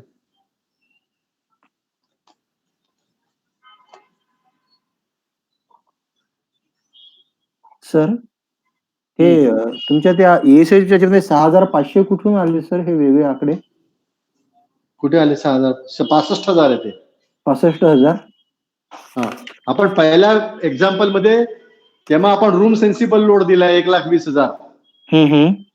तेव्हाच आपण रूम लेटंट लोड पण दिलेला आहे. त्या ऍप्लिकेशनला 65,000चा रूमचा स्वतःचा एक लेटंट लोड आहे ऑलरेडी. Okay okay. इंटरनल आतमधला. 65 आतमधला 65,000.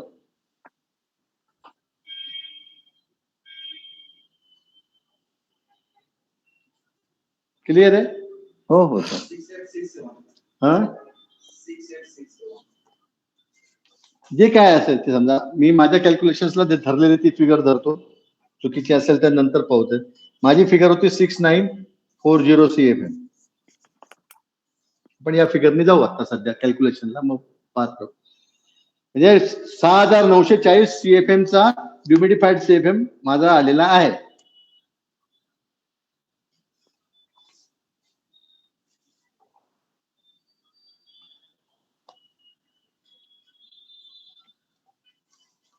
आपण 6,900 धरू कॅल्क्युलेशन पर्पज किंवा जे काय असेल जे येईल ते येईल, किंवा 6,400.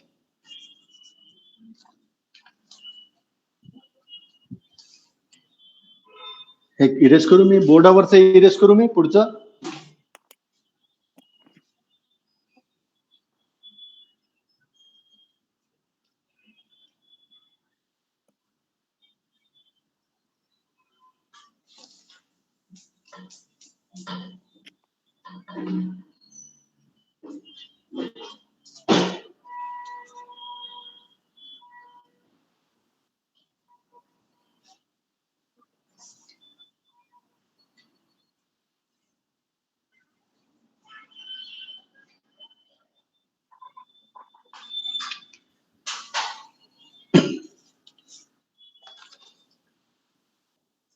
तो माय CFM ड्युमिडिफाईड CFM जो आलेला आहे याचा तो 6900 CFM आलेला आहे.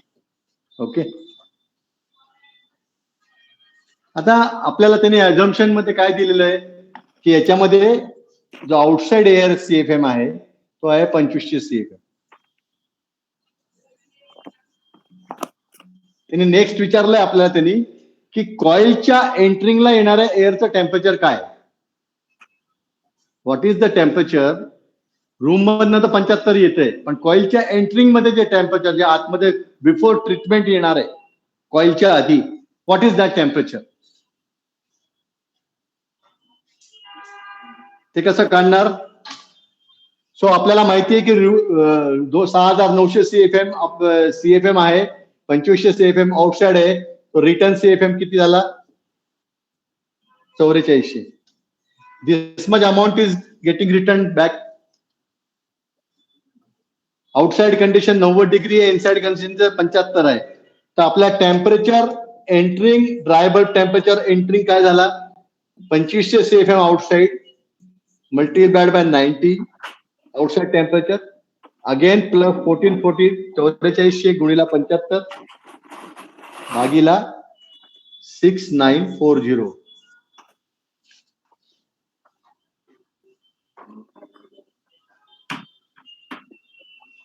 हे किती येतं.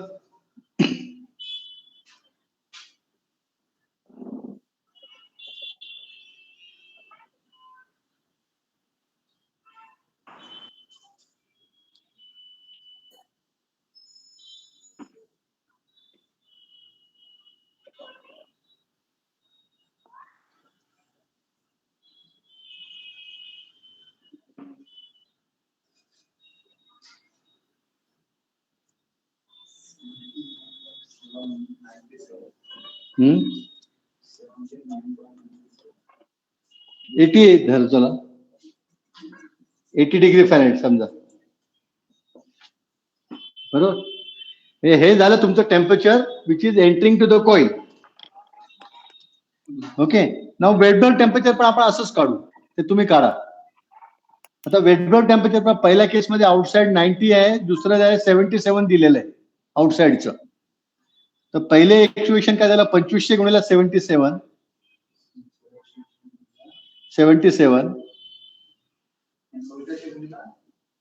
आउटसाइडला 77 डिग्री वेट बल्ब दिलंय ना म्हणजे 2500 तुझं झालं आउटसाइड एअर आहे ना. तर 2500 गुणिला तुला मिक्सिंग काढायला लागेल. आता आउटसाइड 73 दिलाय सर. नाही 73 दिल मला लक्षात किती आहे आउटसाइड 73. तर 73 multiplied by 2500 plus 4400 return multiplied by. आता याचा वेट बल्ब काढा. तुम्हाला मी 75 प्लस 50% आदेश दिली तर वेट बल्ब काढायला लागेल त्याचा. रूम कंडिशनचा वेट बल्ब नाही दिलेला आहे म्हणजे दिला नाही म्हणजे काढायला लागेल तुम्हाला. कटाय साहेब आता इथे वेट बल्बची गरज पडते मिक्सिंग कंडिशन काढायला. इथे आरएच वापरू नाही शकणार तुम्ही. हो म्हणून दे आर ऑल को रिलेटेड का लागतात या गोष्टी याचा रेफरन्स तो आहे.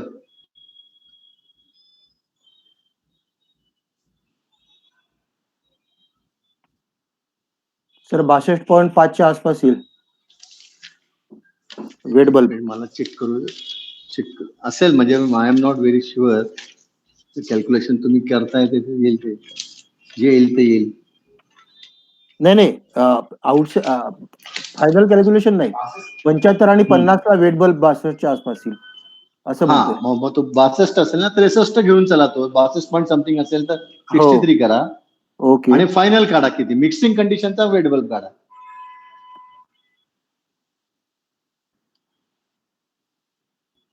आणि त्याचे ग्रेन्स पण काढून घ्या. जेव्हा तुम्ही काढाल ना नाही, हा, मिक्सिंग हा. कंडिशनचे काढू आपण. नाही, ते मी सांगेन त्यावेळेस तुम्हाला.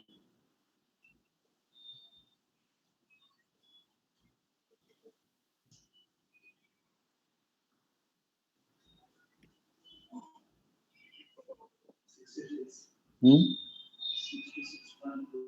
66.66 म्हणजे wettable temperature T entering wettable जो आहे याच फॉर्म्युलानी 2500 गुणिला 73 प्लस 4400 गुणिला 63 समजा डिवायडेड बाय 6940 हा येतो 66. बरोबर सर. 80 डिग्री एंटरिंग कंडिशन जी तुम्हाला मागितली होती कॉइलची, ती तुम्हाला 80 डिग्री फॅरनहाइट ड्राय बल्ब आणि 66 डिग्री फॅरनहाइट वेट बल्ब हे तुम्हाला एंटरिंग कंडिशन मिळाली कॉइलच्या एंटरिंग. करेक्ट. याच्या करस्पॉन्डन्स तुम्ही ग्रेन चेक केलं तर तुम्हाला सायक्रोमेट्रिक वरती जवळजवळ 66 ग्रेन्स पर पाऊंड मिळते या condition which is entering into the coil.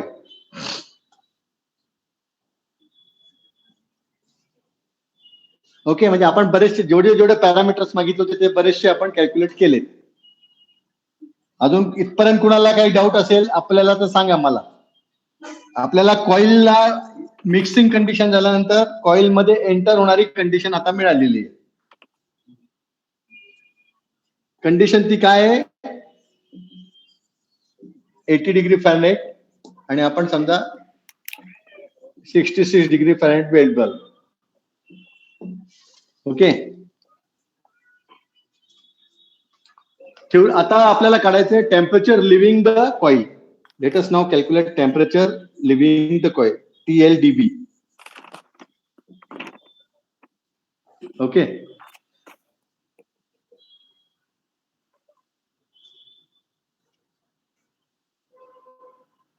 Theoretically तुम्ही मला सांगा काय असायला पाहिजे? थ्योरेटिकली हे कॉइल काय असायला पाहिजे? Everything there is no bypass. For example bypass नाहीये, काही नाहीये. ते 80 डिग्री टेम्परेचर फॅरनहाइटचं थ्योरेटिकली काय असायला पाहिजे? What should be suppose to be? ADP एवढं. एडीपी एवढं. किती एडीपी असला पाहिजे? 48 आहे आपला. 48. म्हणजे तुमच्या म्हणण्याप्रमाणे 48 डिग्री फॅरनहाइट टेम्परेचर असायला पाहिजे. हो, पण ते नाही, नसतं. का नसतं? बायपास आहे म्हणून. कारण 0.05% 0.05 एअर क्वांटिटी यातनं बायपास होते. तर हे कसं काढणार? So again you take 0.05 multiplied by 80 minus 48. 80 minus 48 हा तुमचा मेन डिफरन्स झाला. त्याच्या 0.05% त्यात ऍड करायचा 48 मध्ये. हे इक्वेशन सिम्पल आहे. लक्षात आलं नाही?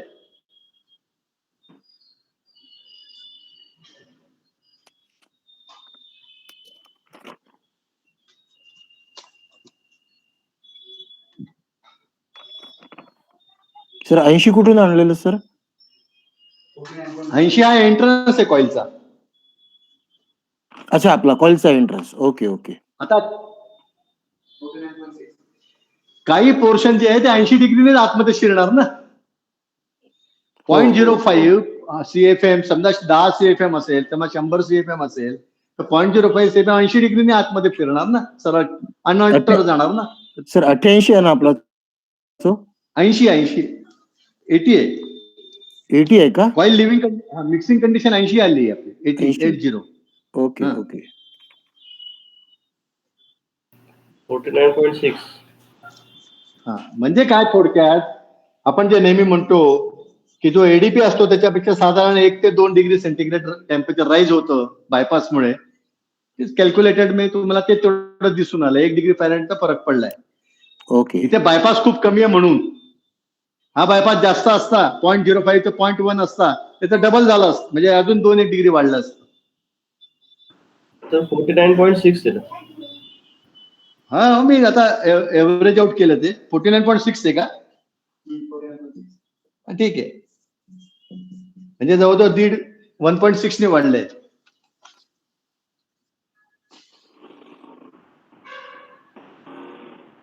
ओके,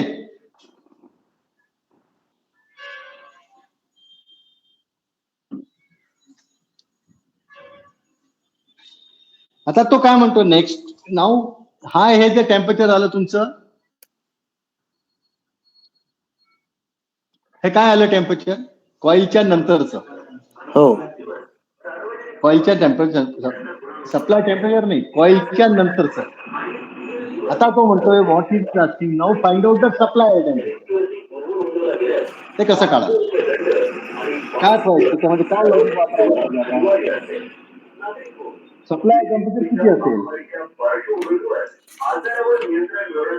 सर,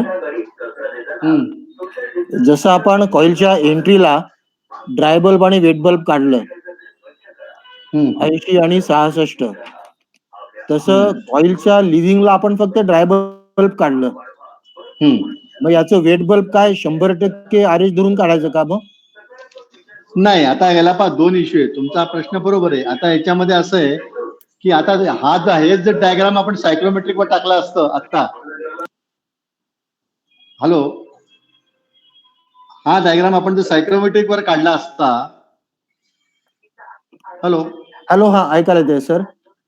हा जर डायग्राम आपण सायक्लोमेट्रिक वर काढला असता, हा हा, तर तुम्हाला त्याच्यावर त्या हे जे मार्क करू ना आपण 80 डिग्री फॅरनहाइट जेव्हा मार्क करू हा हा, लाईनवर, तर त्या लाईनवरचं वेट बल्ब टेम्परेचर रीड करता येतं डायरेक्ट. ओके.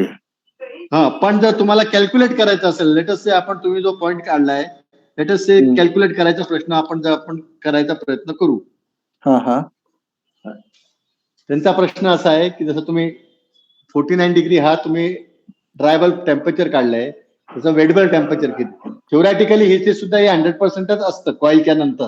थ्योरॅटिकली आपण एअरची जी सॅच्युरेटेड कंडिशन असते, कारण ते तिथे मॉइश्चर रिमूव्ह झालेलं असतं ना एडीपीला. बरोबर. थ्योरॅटिकली इट इज 100% आरएच ओनली. हो हो. हा, पण आता आपण रिकॅल्क्युलेट करायचा प्रयत्न करू. आता तुम्ही 49 डिग्री फॅरनहाइटला तुमच्या सायक्रोमेट्रिक चार्टवर एक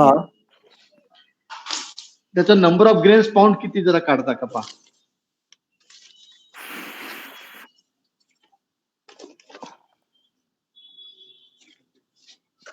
हे 49 डिग्री फॅरनहाइटला डायरेक्ट एकदम त्याच्यावर हे ग्रेन्स किती येतात. 49 डिग्रीजला ना सर. हा, सायक्रोमेट्रिक चार्ट वर समजेल ना डायरेक्ट जाऊन. हो, मग त्याचे ग्रेन पाहायला कुठला दुसरा आकडा लागेल ना सर अजून एक? नाही नाही, हा डायरेक्ट तुम्हाला डायरेक्ट हॉरिझॉन्टल लाईन तुम्हाला 40 डिग्री सॅच्युरेशन वरनं डायरेक्ट हॉरिझॉन्टल गेलं तरी चालेल. अच्छा, सॅच्युरेशन वरून. ओके, म्हणजे 100% आरएच लाच. बरोबर. हा, 100% आरएच वरनं 100% आरएच लाच पाहिजे आपल्याला. किती आहे थ्योरेटिकली किती असायला पाहिजे सांगतो सर. हा, आपण ट्राय करू, आपण पाहू. 51 येते. 51. हॅलो, हा सर. 51 ग्रेन्स आहे पर पाऊंड. 51 ग्रेन्स. Okay sir. हा, आणि आपल्याला आपण मगाशी पाहिलं ते किती 79 ग्रेन्स मी दिले होते तुम्हाला. त्याची कंडिशन इनलेट कंडिशन जी आहे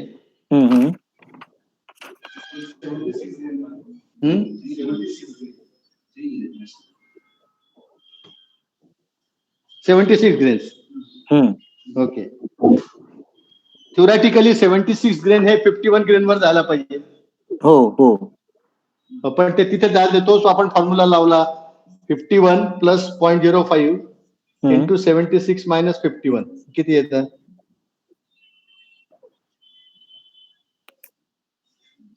ओके, म्हणजे इथे ग्रेन्स काढायचे अशा प्रकारे. हो, कारण वेटबलला वेटबल नाही माहिती ना तुम्हाला. 5 इंटू 76 मायनस 51. 52.25.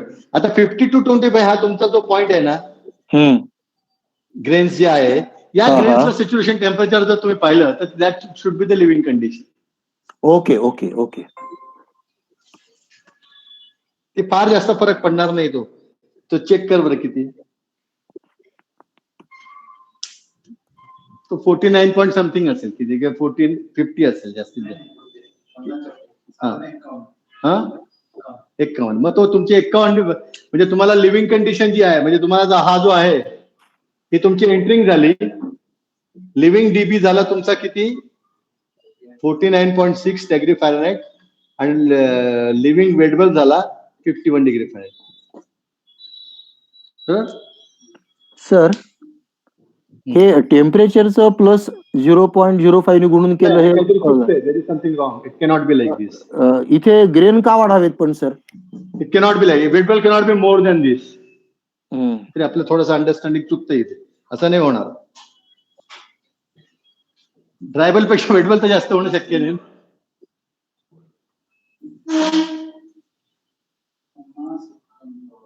थोडंसं मेजर पाहण्यात काहीतरी गडबड होतील, असं होणं शक्य नाही. पण तुम्ही असं अज्युम करू शकता की याचा wettable more or less same आहे, कारण कॉईल वर येते. ओके ओके हा, मग थोडंच येते म्हणजे ते. ओके ओके हा हा, म्हणजे तुम्ही शेवटी तेवढंच आला असं गृहीत धरून चला की it is 100%. What your first approach is that 100% arrest तोच अप्रोच बरोबर आहे. ओके. म्हणजे मी जर समअप करतो सर की हा. 76 GPLB चे 51 व्हायला हवं, पण बायपासमुळे ते 51 थोडंसं 52 झालं. आणि त्याच्या अनुषंगाने सायक्रोमेट्रिक चार्ट वरती 49.6 फॅरनाईट आणि 52 ग्रेनला किती आरएच आहे किंवा वेटबल पाहिजे आपल्याला काढता आता येईल. एक आता तुम्ही जर समज 49 तुम्ही एक्झॅक्ट हा 49.6 आहे ना.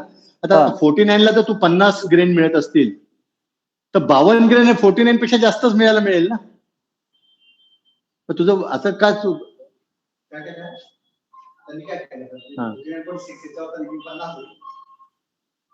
हा हा हा 50 वरती ते घेऊन घेतले. हा हा याच्यात का 49.6 तर मला इथं मागणी ओके. 50 घेतले आणि साधारण बरोबर तू 52 ग्रेडला 50 घेतले. 50चा वेटेबल पाहिजे आपण. 50चा वेटेबल पाहिजे आपण. 50 ड्रायबलच पाहिला आता पाहताना. तू जो पाहिला सॅच्युरेशनला तो 50 ड्रायबल आलेला आहे ना. मग त्याचा वेटेबल पण तेवढाच येणार आता थ्योरेटिकली.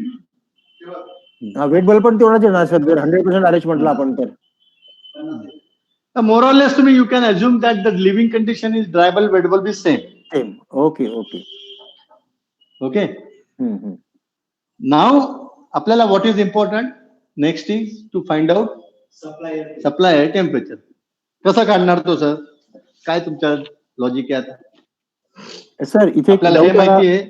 सर इथे आपल्याला डाऊट हे आला. माहिती की सर एक काय डाऊट आला की समजा आपण प्रत्यक्ष साईट वरती गेलो त्या कॉईल पाशी हे काम चालू असताना आणि असं आपल्याला आढळलं की त्या ठिकाणी पाणी बाहेर पडतच नाहीये. म्हणजे इन जनरल कोणत्याही कॉईल पाशी आपण गेलो आणि तिथे जे पाणी बाहेर पडायला पाहिजे ते पाणी बाहेर पडत नाही, याचा अर्थ काय असू शकेल? नाही, याचा अर्थ सिस्टम मध्ये प्रॉब्लेम आहे, काही कुलिंग होत नाहीये किंवा त्याचा तुमचा त्या कंडिशनला आहे त्याचं रिक्वायरमेंटच तशी नसेल तुमची. ओके ओके ठीक आहे. ओनली सेन्सिबल कुलिंग होत असेल. Okay okay. पाणी केव्हा बाहेर पडेल?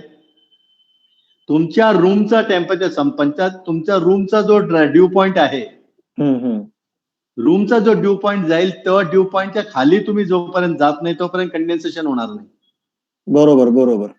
आता तुमचं जर समजा रिक्वायरमेंट आहे आणि तुमचं कंडेन्सेशन होत नसेल तर मग त्याला खूप कारण आहे. चिल वॉटरचा फ्लो बरोबर नसेल, चिल वॉटरचं टेम्परेचर कमी झालेलं नसेल, डेक सिस्टम बरोबर ऑपरेट होत नसतील, ड्रेन चोक असतील, सो मेनी रे. म्हणजे त्याला म्हणतात ट्रबल शूटिंग मध्ये जेव्हा तुम्ही जाल तेव्हा तुम्हाला कमीत कमी 50 कारण दिसतील की ज्याच्यामुळे टेम्परेचर काय येत नाही, पाणी काय जात नाहीये किंवा कंडिशन मध्ये 24-25 कमीत कमी असे तुम्हाला फॅक्टर दिसतील की that because of that this system performance can be deteriorated. Okay sir okay.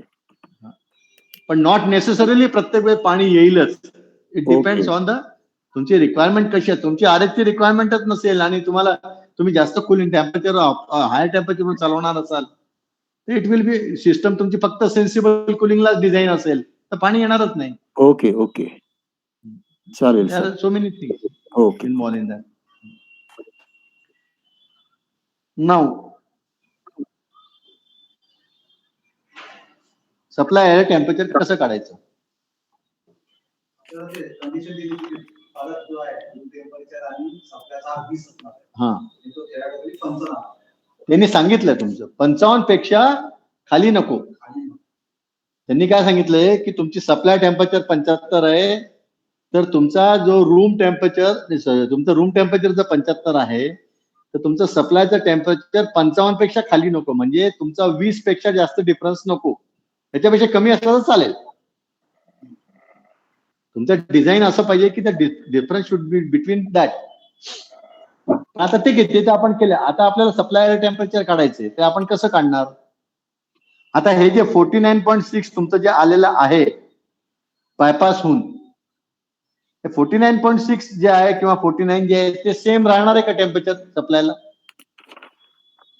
का? हा, आपण रिहीट करतोय. ओके, रिहीट जर नसतं केलं तर आपलं टेम्परेचर 49च असतो. जे काही एक डक्ट लॉस मध्ये जो काही हीट लॉस मुळे झाला असता, पण डक्ट आपले इन्सुलेटेड असतात, सगळे इन्सुलेटेड असतं, त्यामुळे काही फार जास्त त्यामध्ये 1 डिग्रीचा पण फरक पडत नाही. पण आपण काय करतोय, 49.6 हा आपला सप्लाय 49.6 डिग्री फॅरनहाइट हे आपलं टेम्परेचर बाहेर पडलेलं आहे कॉईलच्या. नाव आपल्याला सप्लाय एअर टेम्परेचर कसं काढाल, काय करू शकतात? सो नाव हा फॉर्म्युला वापरायचा, simple. Supply air temperature is equal to 49.6 पेक्षा तर जास्तीत जास्त राहील ते 100%, प्लस तुमची रिहीट किती आहे? 70230. ओके, तुमचा CFM किती आहे? 6940 इंटू 1.08. रिहीट मुळे 70,230 रिहीट दिलेली आहे तुम्ही, 6,940 CFM नी एअर चाललेली आहे, तर डेल्टा टी किती वाढेल तुमचा? तुम्ही ते काढू शकता. फॉर्म्युला तुम्हाला माहिती आहे.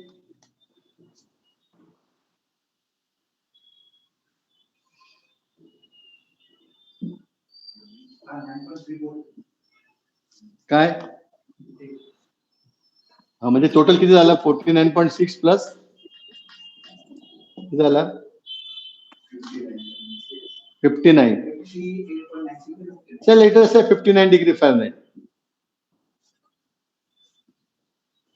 Room temperature minus supply temperature 75 minus 59 हे आले 16 डिग्री फॅरनहाइट. हे तुमच्या त्यांनी दिलेल्या डिझाईन पेक्षा this is equal or lesser than 20 degree Fahrenheit. You are live in the limit, you are safe in the design. डिझायनरने सांगितलं 20 पेक्षा जास्त नाही झाला पाहिजे तुमची रिहीट म्हणा किंवा काही करा. Okay, so you can calculate the supply temperature with this formula.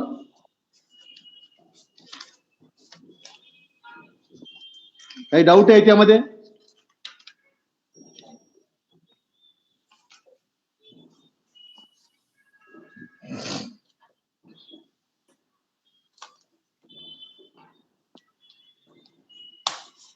अजून एका मेथड तुम्हाला सांगतो, सिंपल आहे, छोटी.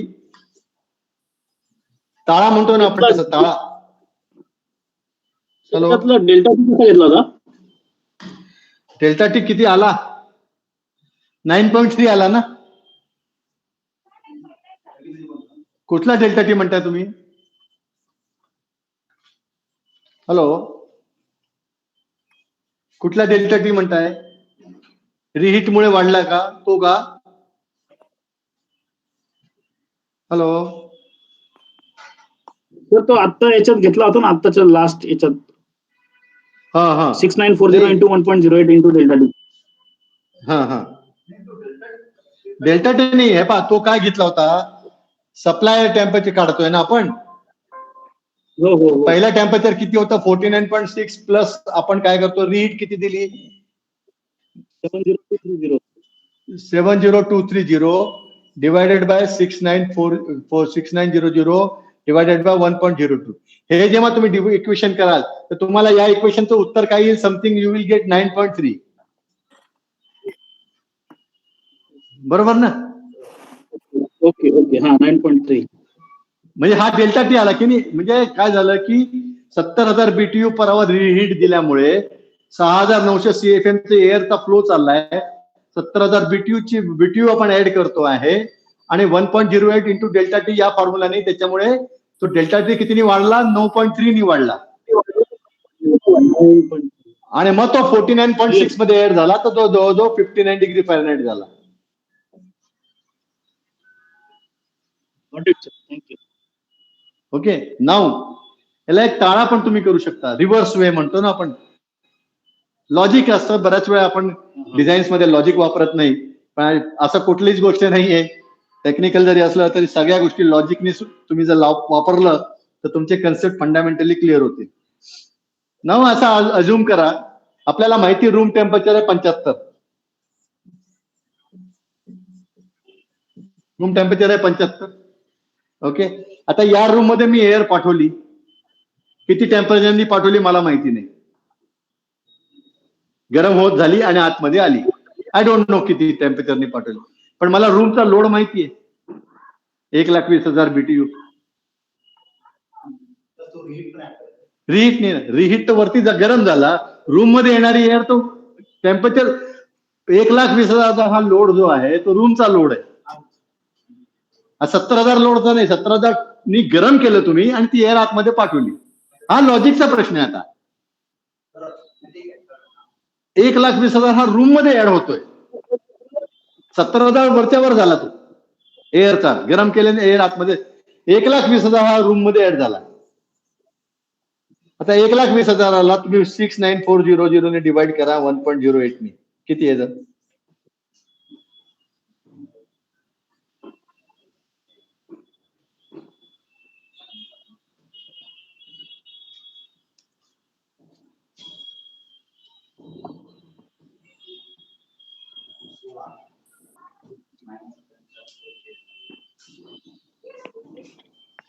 $75 minus 16 is what is that? Exactly 59. बरोबर, हे सप्लाय टेम्परेचर तुम्ही असंही काढू शकता. समजलं का सर लोकांना? Yes sir.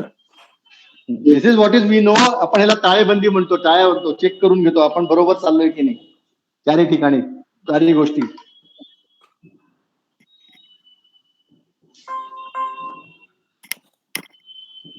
आता पुढच्या सेशन मध्ये आपण एक दोन सजेशन आले होते, त्याप्रमाणे आपण काय करू, जो एक्सेल शीट असते हीट लोड फॉर्मॅटची एस्टिमेशन, या पद्धतीने जो एक्सेल फॉर्म दिलेला असतो, सगळे लोक जो एक्सेल फॉर्म वापरतात, त्या एक्सेल फॉर्म मध्ये आपण एक कॅल्क्युलेशन करू आणि ते तिथे एक्सेल फॉर्म घेऊन इथे आपण त्याच्यामध्ये फिलअप करू एक्सेल फॉर्म मध्ये. तर तुम्हाला तो रेकॉर्डेड नंतर मिळून जाईल का? त्यासाठी तुम्ही नाही आहेत ना पुढच्या सेशनला? हो सर, नाही, पुढल्या सेशनला नाही आहे. मग तुम्ही तो रेकॉर्डेड व्हर्जन नंतर पाहून घ्या. हो चालेल सर, चालेल चालेल. हा, आणि एक एक्झाम्पल आपण असं घेणार आहोत की आपण आतापर्यंत जे कॅल्क्युलेशन केले ते सगळे BTU पर आवर या सिस्टमने केलेले आहेत. ते एक हीट लोड कॅल्क्युलेशन आपण वॅट पर स्क्वेअर मीटर या युनिट्सनी करणार आहोत. जे थोडस जे नवीन जे स्टुडंट्स आहेत किंवा जे कॉलेजमध्ये शिकलेले आहेत, भालेराव आणि Hrishikesh Jog, they are familiar with watt per meter square, किंवा याच्यामध्ये त्यांना MKS सिस्टम SI युनिट्स मध्ये ज्यांना जास्त प्रिफरन्स आहे, तर अशा लोकांसाठी एक एक्झाम्पल आपण ते पण घेऊ आणि पुढच्या 10 तारखेला आपण हा हीट लोडचं कन्क्लूड करू, हीट लोड, आणि नंतर will switch over to duct design. बरोबर ना? काही सजेशन कोणाची काही? आणि आपला जो 24 तारखेचा जो प्रोग्राम आहे, तो जो 24 तारखेचा प्रोग्राम आपल्याला पोस्टपोन करावा लागेल किंवा प्रिपोन करावा लागेल एक, तर त्याची तुम्हाला नोटीस आम्ही पुढच्या वेळेस सांगू एक्झॅक्टली तो कधी घ्यायचा आहे. एक शनिवारी संध्याकाळी आपल्याला तो घ्यावा लागेल. तुमच्या सोयीनुसार तुम्हाला जे योग्य वाटेल ते सांगा.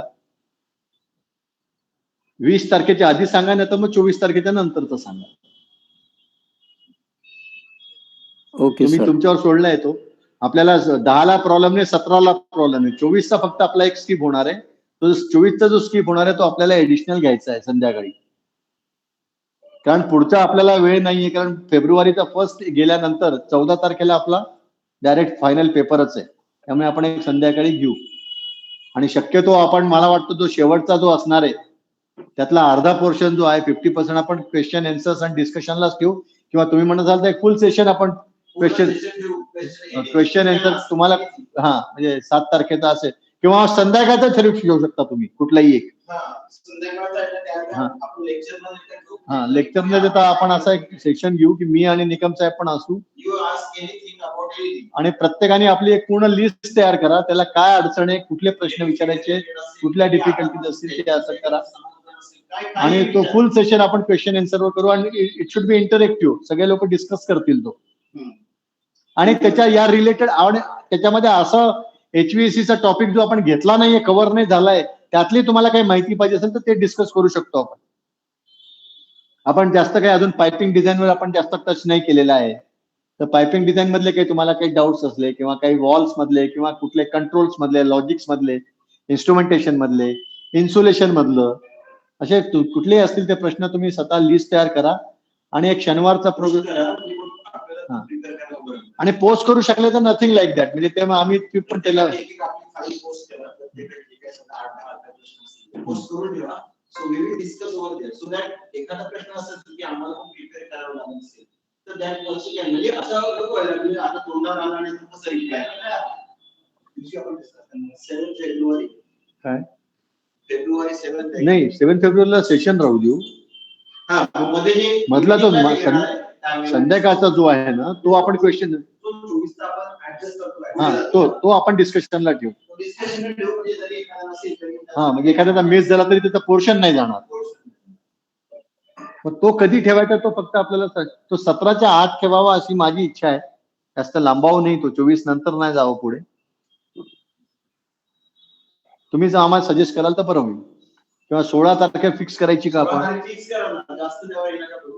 16 जानेवारी फिक्स करायची का? आता जे लोक आहेत त्यांना काही अडचण नसेल तर सांगावे. 16 जानेवारी संध्याकाळी 7 वाजता ठेवायचं.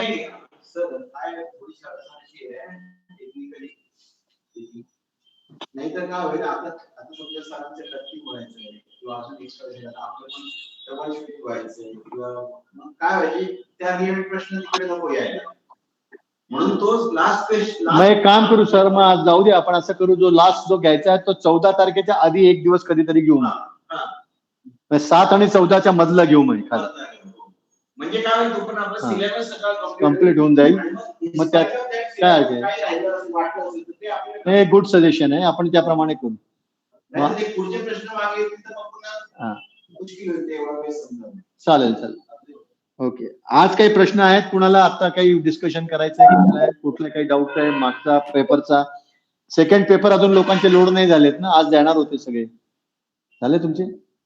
किती लोकांचे राहिले सेकंड पेपर? कठाळ्यांचा आला, प्रवीण पातुरकरांचा आलाय, अजून कुणाचे आलेत का?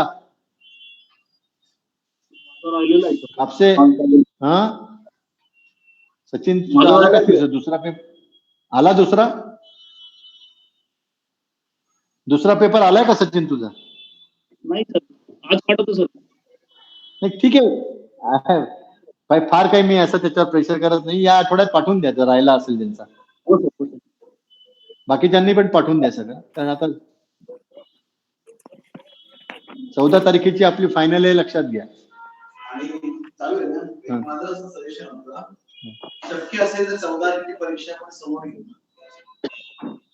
म्हणजे आपल्याला विद्यार्थी पण दिसतील. आता काय प्रॉब्लेम तिथे एक खूप असं काही नाही, खूप काही गर्दी होणार असेल 10 जणच आहेत पण एक्सपेन्सेस लोकांचे. 14 फेब्रुवारी की जानेवारी माझी अशी हे होती बघा. तर त्या दिवशी रिझल्ट घेऊन सर्टिफिकेट घेऊनच जायचे त्यांनी, प्रिंटर्स घेऊन. फंक्शनच करू एक दिवसभरात. हॅलो कटरा साहेब. हा सर.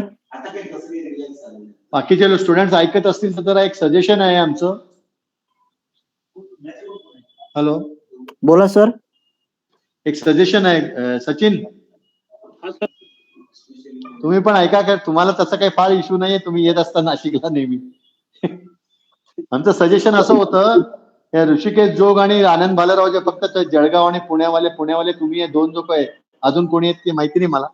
आमचं एक सजेशन होतं की 14 तारखेची जरी ओपन पुस्तक जरी ठेवले, आपण अलाउ जरी केलं तरी 14 तारखेची जी आपण जे काही फायनल एक्झाम घेणार आहोत ती ऑनलाईन न घेता इथे नाशिकला घ्यावी आमच्या समोर. आणि मग त्याचा रिझल्ट डिक्लेअर करून त्याचं सर्टिफिकेट घेऊन त्याच दिवशी आपण फंक्शन करून क्लोज करू इश्यू सगळा एकाच दिवशी. तुमचं काही सजेशन तुम्हाला शक्य आहे का? फक्त 3 लोक बाहेर, 3 ते 4 लोक बाहेर नाही येणार आहेत. 3 लोक नाशिकचेच आहे. 3 ते 4 लोक नाशिकचे. पॉसिबल असेल, जमवत असाल तर ते बरं होईल. तुम्हाला पर्सनली पण काही गोष्टी अडचणी असतील विचारता येतील आणि सोपं जाईल. कारण कसं आहे ते, मला ते नागपूरचा टूर जर आला मध्ये 7-8 दिवस डायरेक्ट तिकडे जातात. महिन्यातले दर महिन्याला फिक्स 8 दिवस मी नागपुरात असतो. कधी ते कधी जनरली म्हणजे तेच ना, ते अर्जन्सीवरती डिपेंड असतं की कधी काय, त्यामुळे सांगता येत नाही. ठीक आहे ना, आपण काय करतो सर मी 14 आपल्या तारखेला? 14 तारखेला वेळ द्या. तुम्ही एखादा मागे पुढे करू शकतो ना आपण एखाद दिवस. चालेल सर, बघतो मी, ट्राय करतो तसं. Predict करून ते समोर सांगतो. झालं तर जास्त बरं होईल म्हणजे लोकांना. मग बाकीच्यांना काही अडचण आहे का? बाकीचे कोण आहेत ज्यांना काही रिझर्वेशन असेल तर आता बोलून घेऊ ना आपण. ओके आहे सर, काही प्रॉब्लेम नाही. हा, नाशिकच्या लोकांना तर काही प्रॉब्लेम नाहीये. हॅलो, 14 फेब्रुवारी ना सर? हा, 14 फेब्रुवारी का? आता तरी 14 फेब्रुवारी आहे. ओके, काय प्रॉब्लेम? व्हॉट अबाउट ऋषिकेश आणि भालेराव, आनंद भालेराव आणि ऋषिकेश, प्लीज कमेंट ऑन दिस. आनंद आहे की नाही तो लोडवर? ऋषिकेश प्लीज बोला.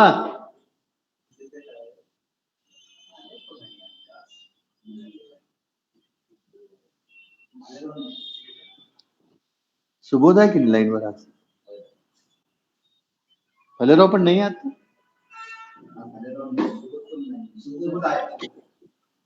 आज भालेरावने टोटल स्किप केलंय का?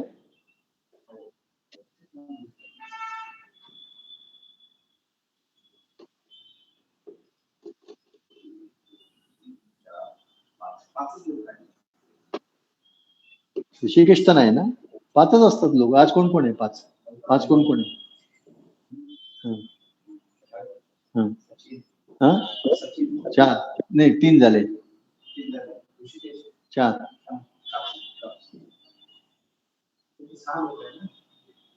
बाकी पवार वगैरे कोणीच नाही ते. पवार वगैरे इथे. ऋषिकेश जोग आहे का तुम्ही लाईनवर? ऋषिकेश एनिवे ना, कनेक्ट नाही होते तो. एनिवे ठीक आहे. Now will just end, take just 5-10 minutes break आणि मग निकम साहेब सेशन दुसरं सुरू कर. Thank you very much. Thank you sir.